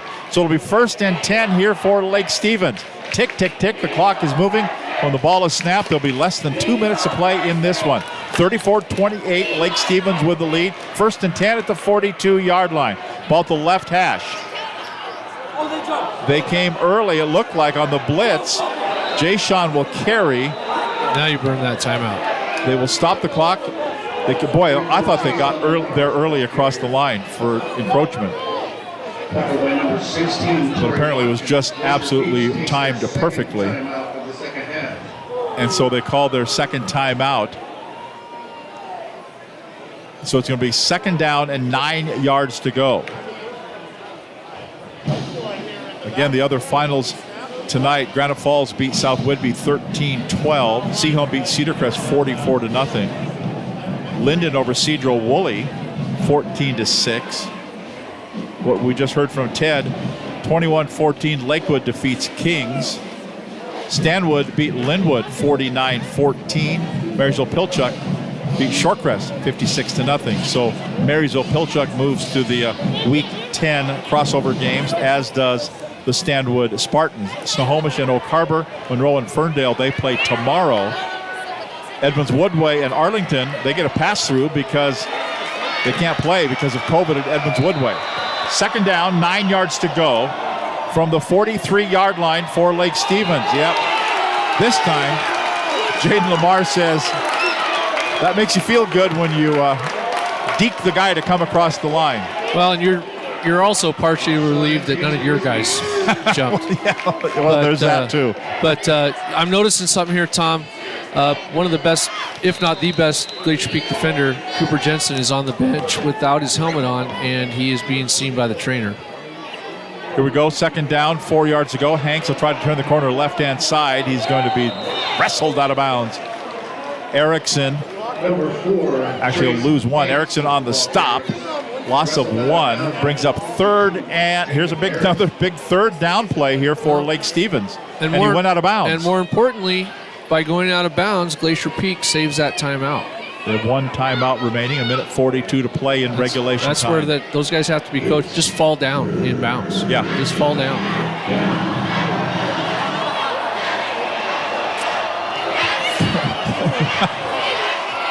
3rd down, 5 yards to go. Jay-Sean Lamar, he's going to get close to first down yardage. Looks like they're marking him just short. I think he is going to be about a half a yard short. He got across the 50. Jay-Sean on the carry. He's going to get 4, needed 4 3/4, and it's going to bring up 4th and short here. And it's all going to come down to this play right here, whether or not GP is going to get the ball back. They are now out of timeouts. If they hold them here, they'll get the ball. If they don't, that's it. That's that. So at the 49-yard line, and did we decide on a player of the game? Jaden Lamar? I think it's got to be Mr. Lamar, the older Lamar. I mean, in my opinion, he took this team on his back and kind of just carried him through this game. They've been in the Wildcat, I would guess, 90% of the time. Yeah. And I think Coach Try had the idea that we're going to put the ball in our best players' hands, and if you beat us, great, but we're going to go down with him doing it. And if they can get this first down here, then they accomplish just that. Are you going to agree, Steve? 110%. I mean, Jaden really took this game and put it on his shoulders tonight. I think they wanted to come into this game thinking that perhaps they could roll in a sophomore quarterback and do just what they've been doing all season long. They found out early that was not going to be the case, and Jaden took over after that. Yeah, I've got to go with Jaden. It makes the playoffs really interesting for Lake about what they're going to do. 4th down and a yard to go here. Jaden Lamar gives it to Jay-Sean. Spins, and goes forward, and he got the first down. He did not get it by much. Not by much. He spun early, spun across the 50, needed the 48. They're going to mark the football for a first down, but just barely. And how about that? Probably the most important play of the season, and you hand it to a freshman. Little brother. Oh. And he gets the first down for the Lake Stevens Vikings. So the clock will continue to move now. They will be in absolutely no hurry.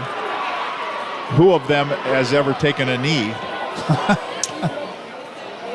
I bet you he can learn quick. Oh, I'll bet you. Yeah, he's a fast study. And so they're still standing around. They're down to 50 seconds to go. They may just let the time clock run all the way down or take a timeout. The official standing right next to Tom Try.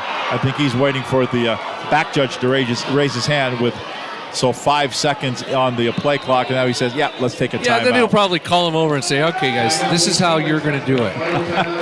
He's going to snap it They might have practiced Wildcat a lot this week getting ready. I don't know if they practiced victory with this group and how you take a knee. So he's probably going to do a little coaching on the fly here and tell them what he would like to see happen here. Is that what you called it in your victory? Yeah, it's victory. Yeah, whenever you can take a snap and take a knee, we call that our victory set. And we'd actually get in a special set, 2 guys either side of the center, someone deep, just in case, something goes awry with the snap. But, yeah, we call that victory, and that's the best formation in football. You know what? I knew you were going to say that, the best formation in football. Absolutely. Down to 33 seconds to go. This has been a high school football game. Oh, yeah, I think it's the best one we've seen this year. From the competitive balance standpoint and the way it was played and just the level of physicality of this game. They are still going out of the shotgun, though, and he'll just take a snap. Jaden Lamar will. That'll do it. To run another play because the play clock starts, and that will be that, and it will be a 34-28 win for the Lake Stevens Vikings over the Glacier Peak Grizzlies. 8 straight Wesco 4A championships and 50 straight wins in league play for the Lake Stevens Vikings. But this was hard fought. Last week was a hard fought one against Kamiak as well, and tonight a 6-point win for for Lake Stevens over Glacier Peak as the teams line up to shake hands here. We'll keep it right here and see if we can get our player of the game down on the sideline, Jaden Lamar, as he coaches.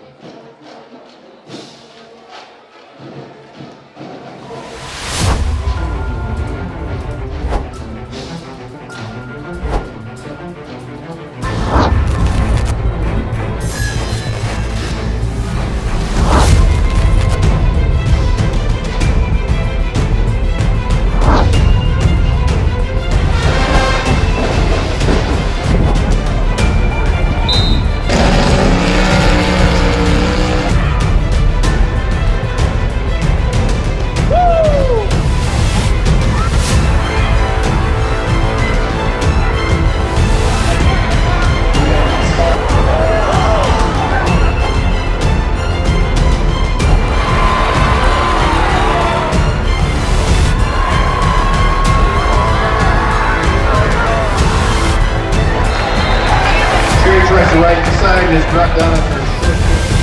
Player of the game, senior libero Lauren Riskill has control.